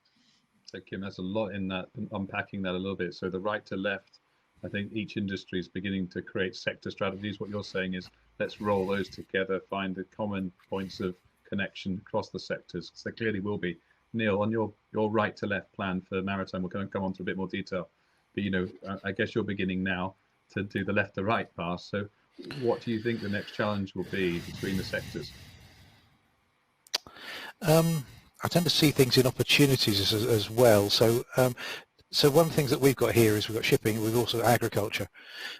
Now, I personally expect that we'll probably crack shipping first, and then agriculture will then adopt the fuel that is sitting down at the docks. So I think there's probably some crack it once and other people will be able to use it. We've also, I'd take the point that Kim made about finding these things out. We started off on one journey and found ourselves on a very different journey quite quickly, because we started producing hydrogen and ended up intending to use it to make electricity again, i.e. store it temporarily between tides, but rapidly found it was very useful as a transportation fuel. And I think once you've got a different fuel, other people go, oh, that's handy, how can I use it? What worries me is we just stop at the hydrogen space, because hydrogen is easy to make but quite hard to hold. And I genuinely think we need to be exploring these other aspects, because trying to put hydrogen straight into aircraft has got certain limitations. Putting ammonia into aircraft's got different limitations. Putting it in as a gas dissolved in a liquid organic carrier, it's got weight penalties. There's a whole bunch of problems, and you need to really work your way through them at small scale, work out what works, and then commit and get on with it. Absolutely, Neil, and that's exactly where Alireza, I think you've been thinking through the system approach to this. So yeah, exactly. Thank you very much for your point, Neil. In order to complete that, and I'm going to look at it from a new aspect to it, is that when we talk about the different sectors, like transportation sectors in aviation, railway, or maritime, or different other sectors, we want to supply the hydrogen for it. Okay, so and suppose we want to do it via electricity network and to produce green hydrogen. For example, we had a look at the different European routes that are existing at the moment, and we found that Dublin to Heathrow is one of the busiest routes in that regard. So we did some analysis to find out, is it possible to be able to feed that specific route via hydrogen or not? So for answering this question, we had to find out, is the electricity network is capable of doing that without increasing the costs or not. Okay, so as Neil correctly mentioned, that producing hydrogen is something, storing and transportation of it is something else. Okay, so suppose we want to have the Dublin airport to be fed by hydrogen. So that specific point will be considered as a new electricity demand for the electricity network. But is that the best location from electricity point of view? So that some analysis should be done in order to answer this question. And also, one might ask me, why don't you feed all those hydrogen via wind turbines? Why don't you use the gas turbines? Okay, why don't you shut down all the gas turbines and feed the whole with wind? In order to answer that question, we have to look at different aspects of it. For example, the technical aspects. If we turn off all the the gas turbines, the inertia of the electricity will drop, and that will cause different frequency and voltage stability issues in the electricity network, and that cannot be done easily, specifically in some countries like Ireland, which is an island. It is not very strongly connected via AC links to different other countries and neighbors. For example, Denmark might have more share of renewables, but the technical condition is completely different with Ireland, because Denmark is well connected to the neighbor country. So and my point is that we have to think about different aspects of the problem, and it's not very simple question to answer it. I think it's really important that we have to consider all these different routes, and your city pairing question about which are the best routes that are going to be able to satisfy the demand first is a really interesting study. I'm sure that it could be done with the route data that we had from prior to the pandemic. It'd be interesting to look at it again now. Yeah. In terms of the technology pathways that we're talking about, Sohail, anything from your perspective, which ones are going to succeed? I've just asked a poll to go out there to see what the audience is thinking, but which ones are you thinking are going to be the most promising, and why? From aircraft design point of view, it depends on the size of the aircraft that you want to target for the first proof of concept that you want to develop. Because if, for example, the best scenario is that if you could have a kind of totally hydrogen powered a combustion which is able to burn the hydrogen totally, but as Neil said, is the problem of storage of the hydrogen in the aircraft, you can't use the wing anymore because of the difference between the density, and you do need much more space to accommodate the required amount of hydrogen. So it results in some problems in regulation and safety analysis.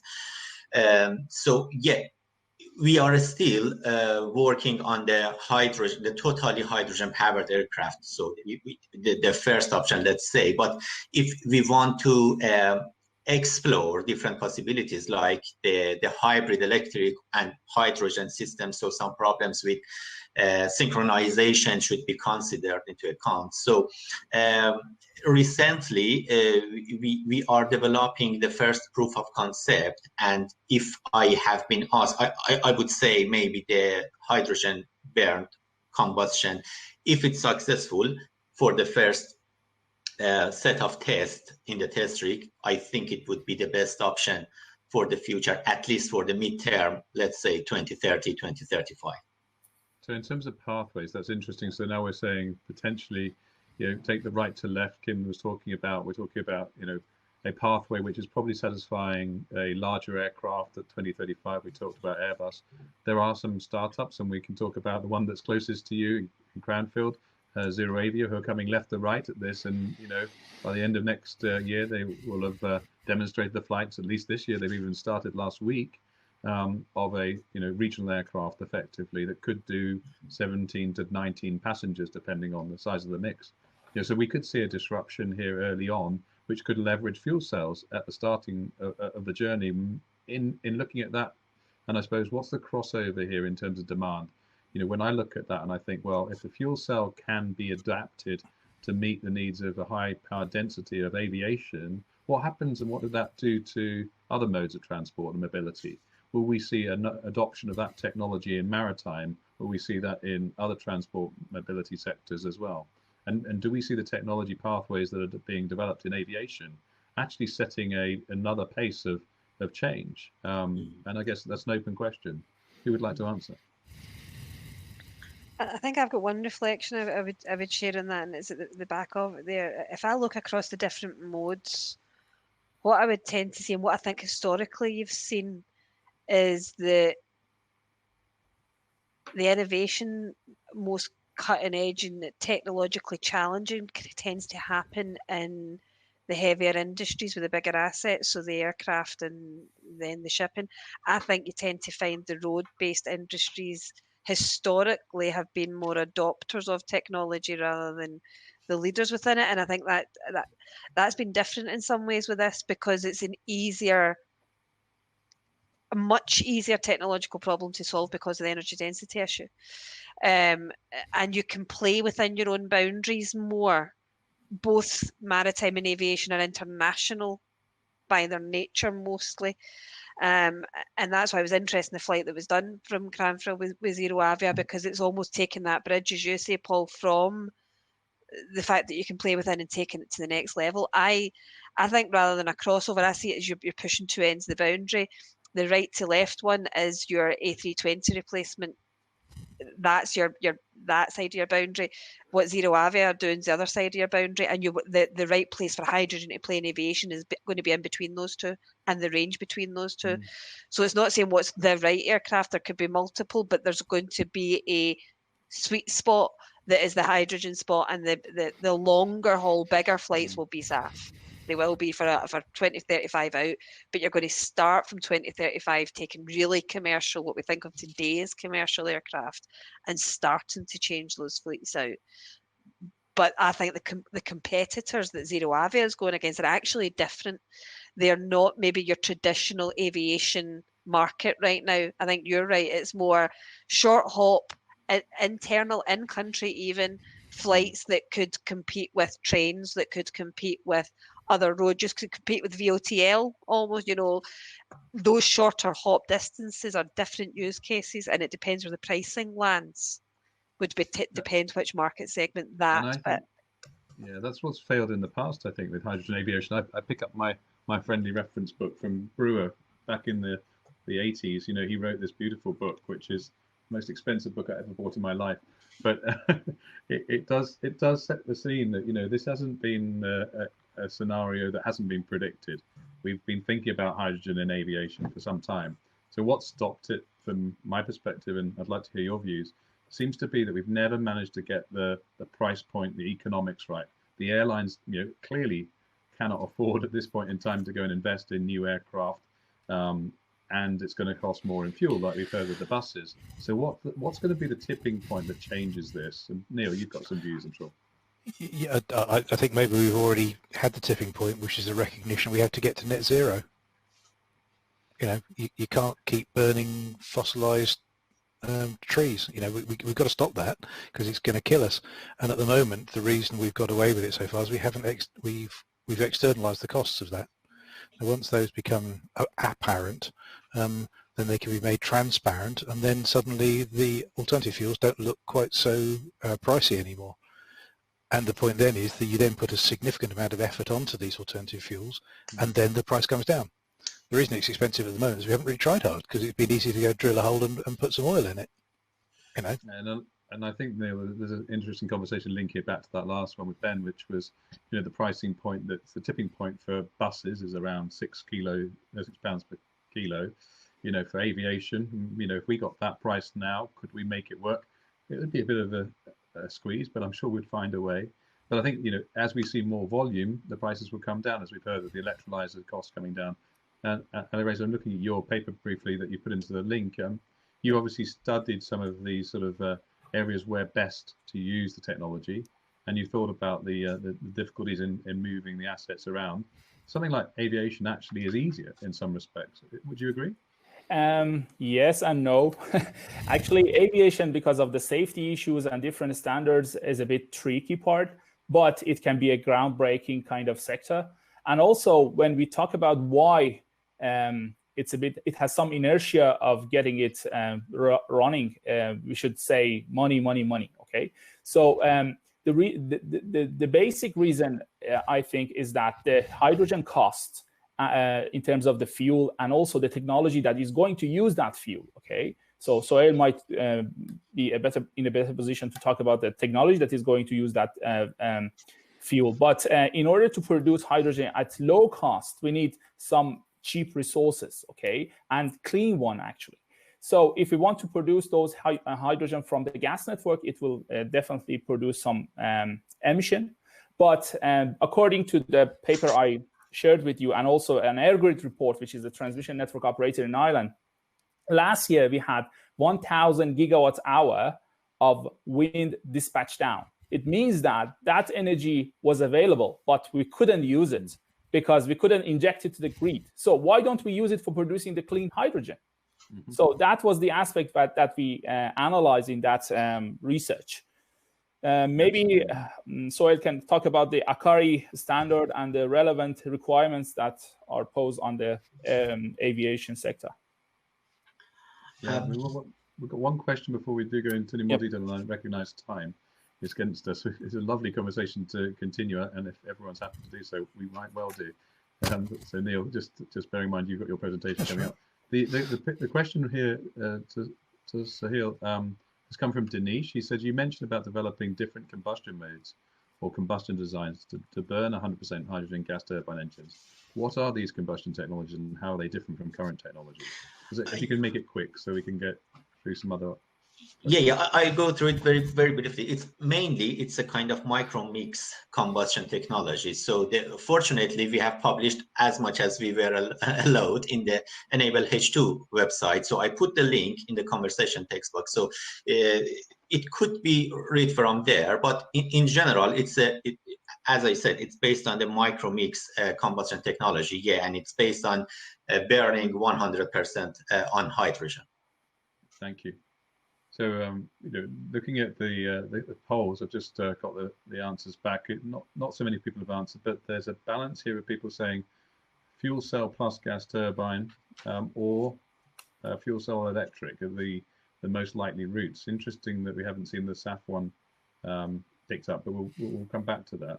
So, one thing that strikes me, Kim, when we look at this right to left route and the demand for other mobility in other sectors, do you see a government initiative that's pulling this together? We talk about a hydrogen strategy.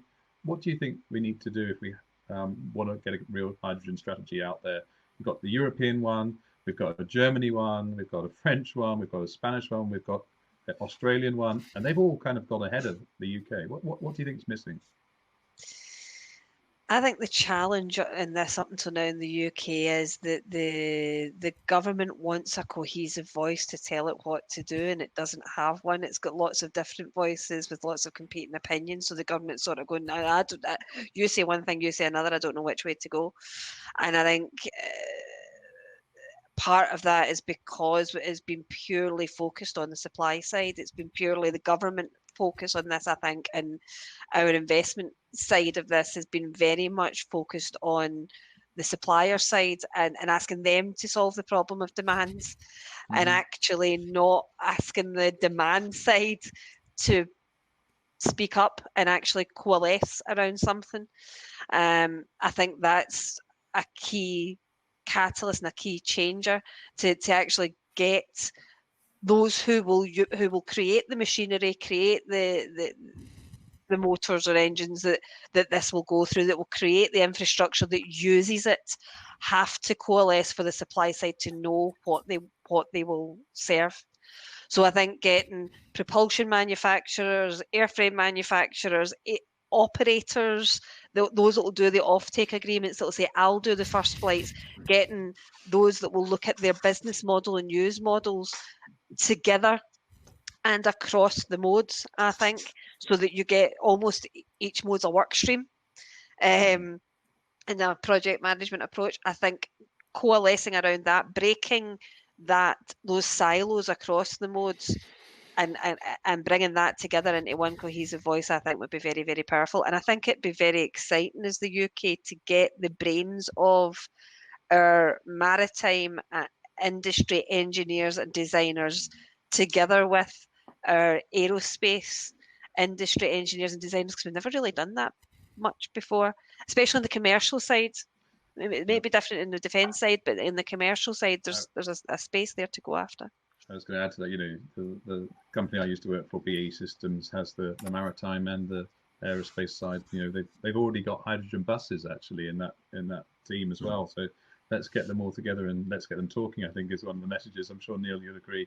Look, I know that we've got a few more minutes available to us. If everyone's happy to continue for 5 more minutes, we'll just see if there's any more questions. But if not, I've got a few myself.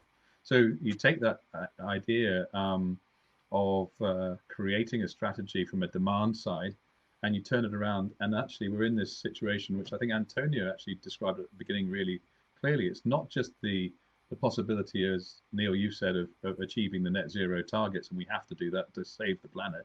And I do fundamentally believe we have to do things quicker and faster like you do. But the second thing is it is an opportunity for jobs creation. We have a new industry that comes off the back of this. And what do we need in this country more than ever? And I'm not going to use the B word, but, you know, we have that to worry about as well as the pandemic. We have a lot of opportunity with a complete supply chain that's totally integrated. I found that when I worked on the ventilator program, it's so easy to actually do cross-sector working. The language of engineering, and Kim is an advocate of STEM, you know, we have the great capability behind us of all these wonderful universities, Cranfield, Dublin, you know, every single part of the UK's ecosystem can be brought to the table. We just need, I think, that kind of single direction to do so. And if we could bring that together, you know, what, Sohail, you've seen that with the collaboration on Enable H2 with the Swedish team that I've been working with you. You know, it could be that we create some bilateral opportunities as well, because I think, to Kim's point, aviation is one of those things that definitely requires to go global. I'm sure maritime does as well. To make and break this, you know, we have to do something slightly different as a country. What are your thoughts on Sohail?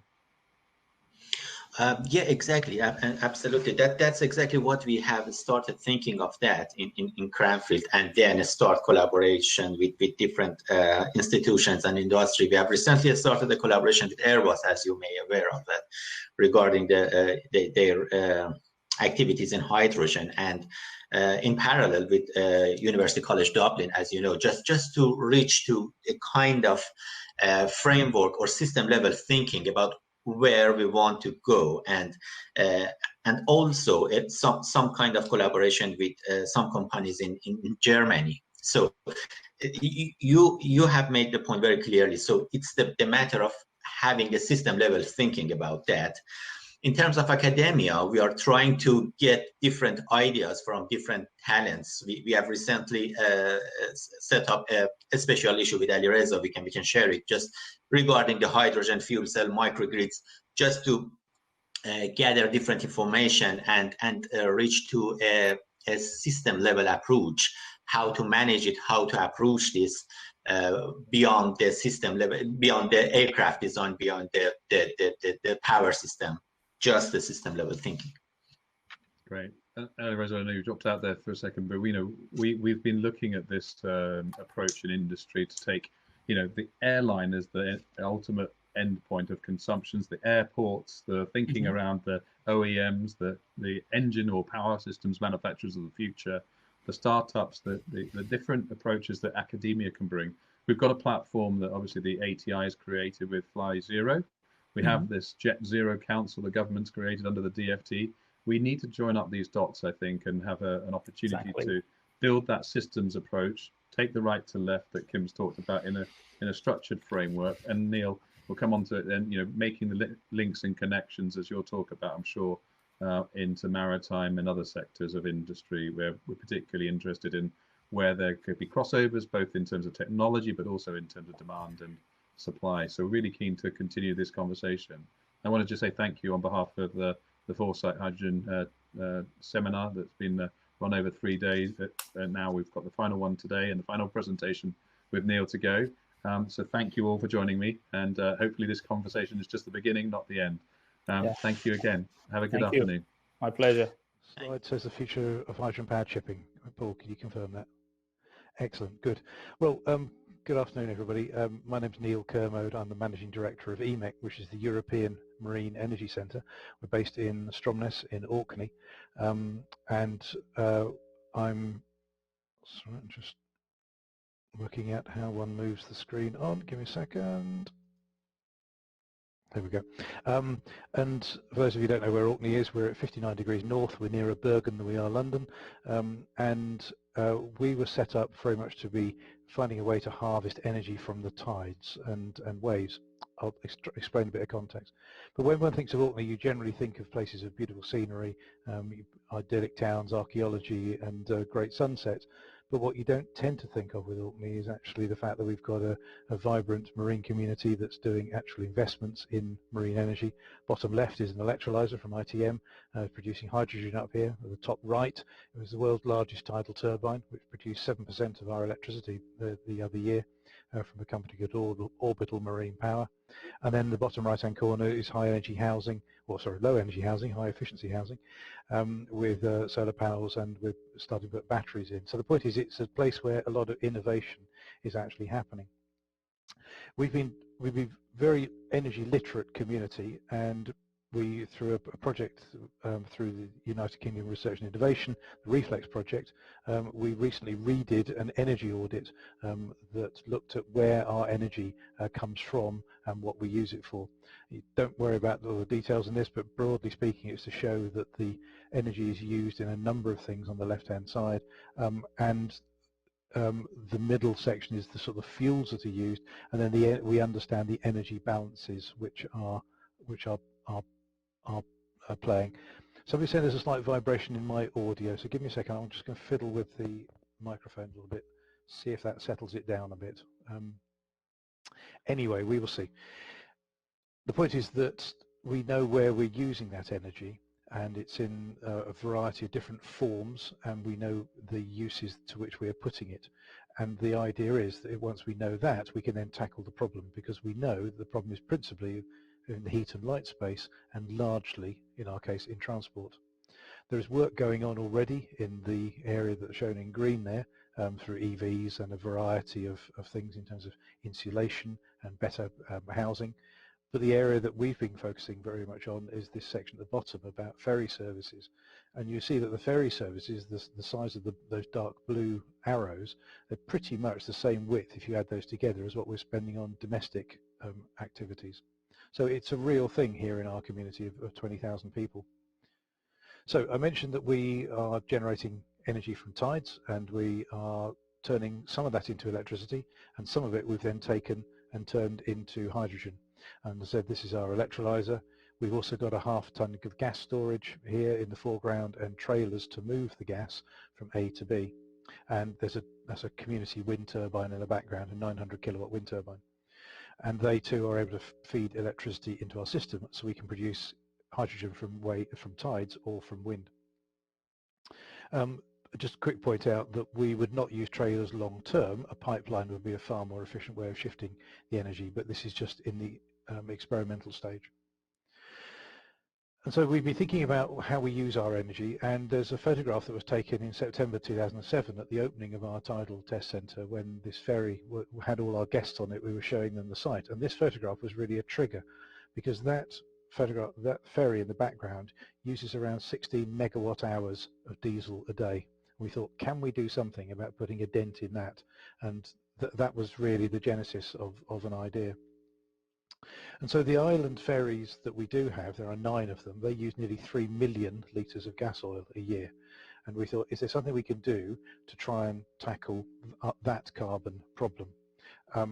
And so we decided that that was our best use of hydrogen. And so basically our hydrogen journey was that we started making hydrogen, had to transport it around, and then had to use it. But very quickly we found that once we'd started making the hydrogen, the value of the hydrogen for different applications was extremely different. And reading from left to right, fuel cell cars is the left-hand side, fuel cell ferries is the third one in, and you then go down for trains, vans, agriculture, heating, ammonia, and eventually regen, i.e. turning it back into electricity in the bottom right-hand corner. The hydrogen was worth about 30 pence a kilogram, or it's worth about £4.60 for a ferry. So we thought, well, it's nuts if you've got hydrogen, why on earth turn it back into electricity? And that took us on a different journey. So we started about using it to store energy between tides. We now find that propulsion is the best way to use it. So we've come up with a couple of projects. There's one about the cold ironing project in surf and turf, i.e. powering a ship when it's tied up alongside, i.e. supplying it with shoreside power. There's another project called Big Hit, which is doing the same thing, but also putting hydrogen into vans and boilers. And more recently, we've been working on the Hydime project, which is putting hydrogen afloat. And that's a big difference, because this is the cross-section through one of the existing ferries. They're sort of landing craft type of ferry with a hydrogen store in the middle, in a void under the deck, and vent going up in front of the bridge. And it is then taking that hydrogen and putting it into the engine in a combustion form. Now, the big thing for this is principally about getting the hydrogen afloat to deal with the regulatory questions and challenges that are always there. So questions were asked in the last session of those who were there about how these things move, the problems, or where we start the problem. And there's a really good diagram which I was itching to bring up in the last section, which comes out of the Clean Maritime Plan produced by Department of Transport. And if you look at the bottom, it breaks into 3 sections. The energy source on the left-hand side, the conversion technology in the middle 4 columns, and then the form of propulsion in the right-hand side. Now, we were starting very much from the other renewables area on the left-hand side, or it could have been wind as well, and we're trying to get to basically electric propulsion on the right-hand side. And this sort of snakes and ladders game we had to go through as to working out what we've got to do to actually get there got us as far as using a fuel cell to power the ferries when they tie up alongside an auxiliary systems. We then couldn't get as far as getting the fuel cell into electric propulsion because of regulatory issues first and foremost. So we've then gone back and had another bite at this through the Hydime project, as I mentioned, which is really taking hydrogen and then putting it into a combustion engine. So we're still heading towards electric propulsion, but we're having to go there softly to actually get to the point. So that was what we've been doing in this smallest scale, and you have to recognise this is very small scale. These are very much baby steps that we are taking on this, and so we recognised that it's the bigger picture, and we know it's a bigger picture because we've got some big ships that come here. The harbour in the middle of Orkney, called Scapa Flow, is the largest natural harbour in Europe. It's about 100 square miles. And we get some big stuff going on here. So these are ship-to-ship transfers. We've done LNG transfers. We get oil rigs parking and being fixed here. So we're used to some of the big stuff that happens. And so we do have a picture of how the world operates. And this was just taken from an AIS map of shipping around the world earlier in the week. And the point is that 90% of the world trade is actually transported, according to the IMO, and they have got targets for reducing greenhouse gases, which I'm going to talk about later, which I think are rather limp, but we'll come back to that in a moment. And the point is, this is what we've got to tackle. This is the scale of shipping we've got to get to. So the question then gets asked is, well, can we actually do this? Can we really do it? So looking at what Orkney has done, we've actually realised we have actually got the hydrogen, we have got the vessels, we have got the crew, because we've been able to train the crew using the hydrogen infrastructure we have ashore. We've definitely all got a net zero target, and we've got the enthusiasm, as I hope you can tell.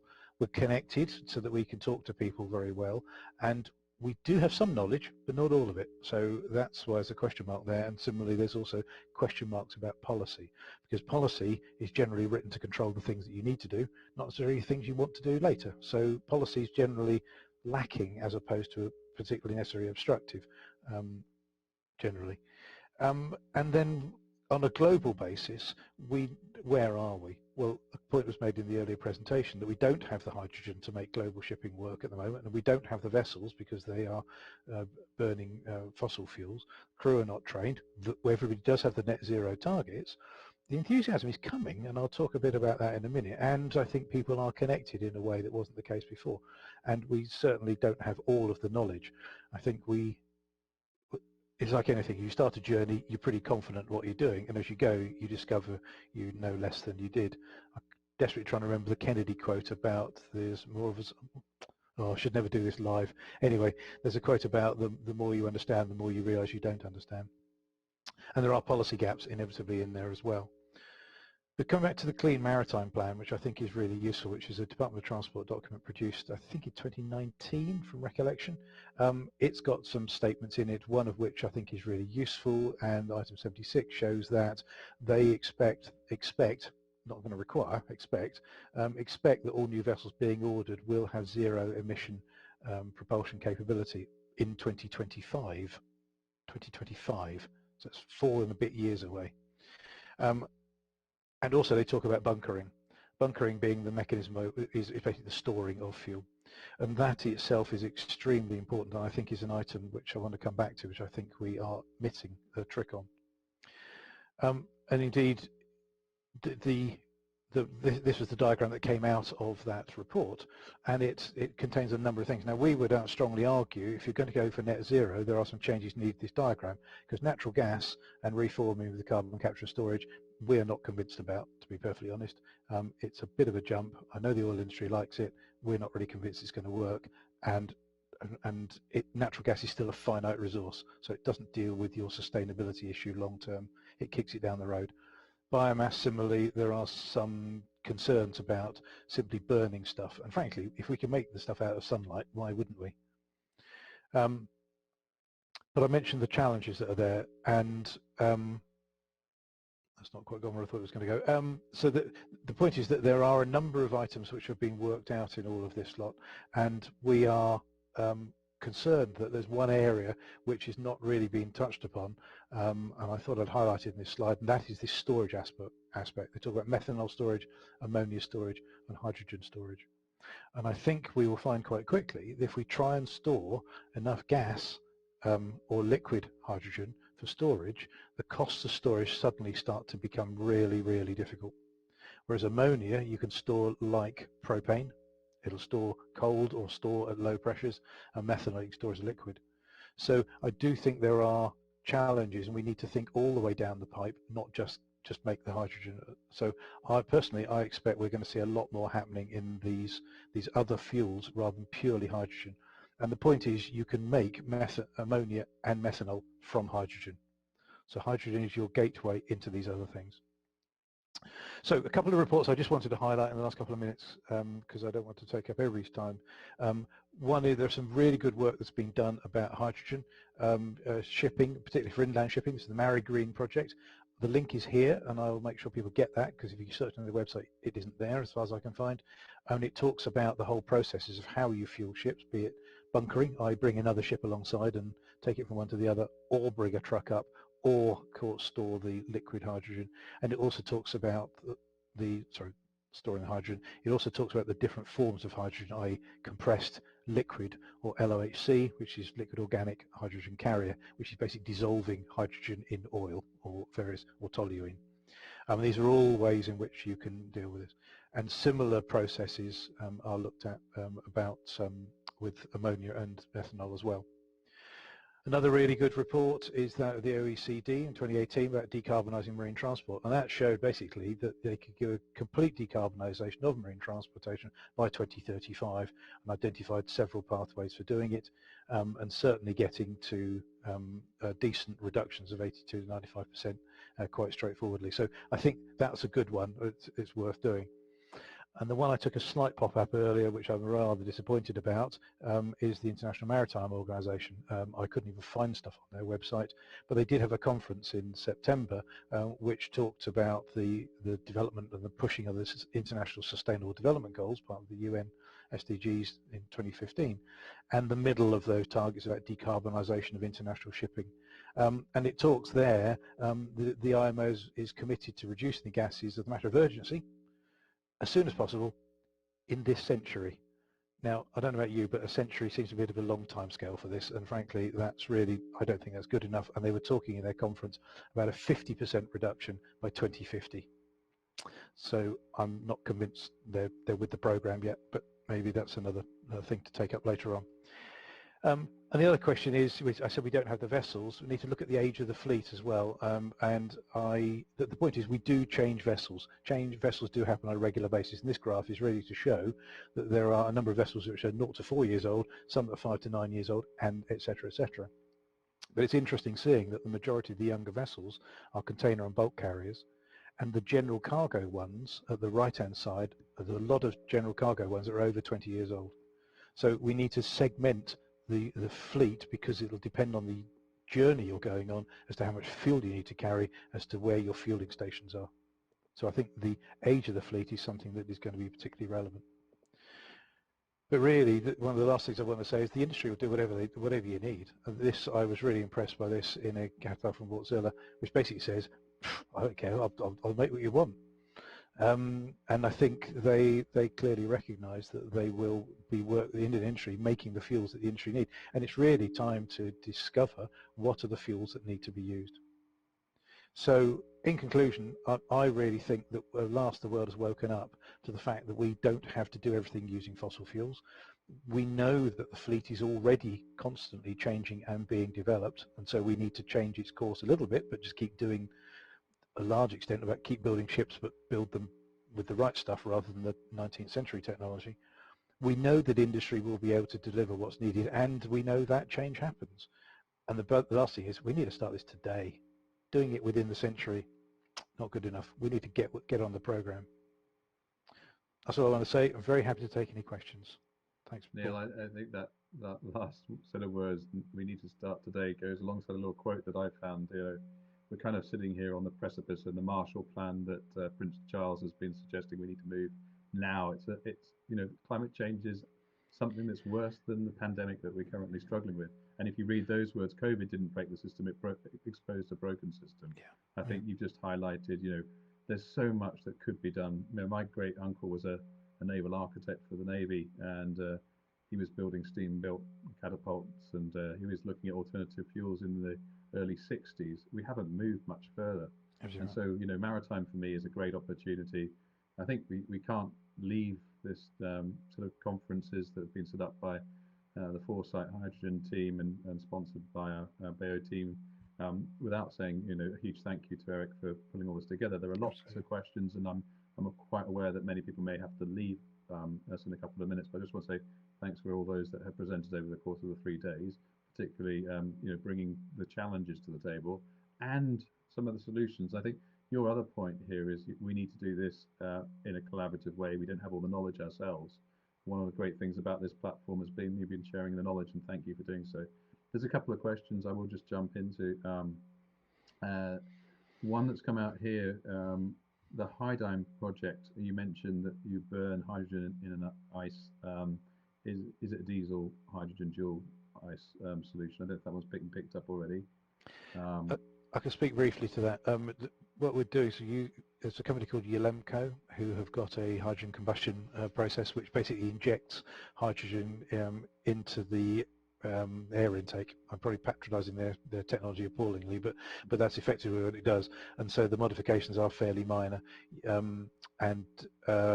So the idea there was our principal objective was to get the hydrogen afloat, to get through the regulatory thickets that were there about taking different fuels to sea. And so this is a demonstration aspect. The ship's been modified, and I think it's about ready to go. We're just working our way through some of the last regulatory bits at the moment. Great. And there was another one question around, you say that ammonia from hydrogen has a USP over fuel cell hydrogen, I guess, for a certain distance of an international shipping. Is that right? Or would you, there's a question, would you say that has an advantage? Yeah, I believe so, but and this is where we need to reach out to the marine engineering community, because my job is really to make the stuff at the other end, as opposed to this. But having been in it, we can see some aspects. The principal advantage is that if hydrogen, you have to either liquefy it, which takes 15 to 20% of the calorific value-ish to actually liquefy it, hold it, and you then have to let it evaporate in order to let the evaporation keep the rest of it cool. So you have to leak it over a period of time. That provides challenges, because you have to balance the rate at which you produce it for when you're doing it. And it's really difficult to hold very low temperatures, or you pressurize it very high pressures, 700 bar or so, 2.5 times, 3 times the pressure in the diving cylinder, high pressure. Whereas if you turn it into ammonia, you can keep it at I don't know, it's about 10 bar, something like that. It keeps like Cala gas in a thin tin can, basically. If you get it down to minus 30-ish or so, it liquefies and you can store it in a bucket. The storage system becomes much easier. And I do suspect that we're going to find that the challenges, the storage and the use are a problem. Now, there are other problems. Hydrogen, if it escapes, goes upwards. Ammonia, if it escapes, goes downwards. So and then is toxic as a gas as opposed to an asphyxiant. So there are a whole load. It's different challenges. They are not challenge-free, but they are challenges we need to understand and then meet.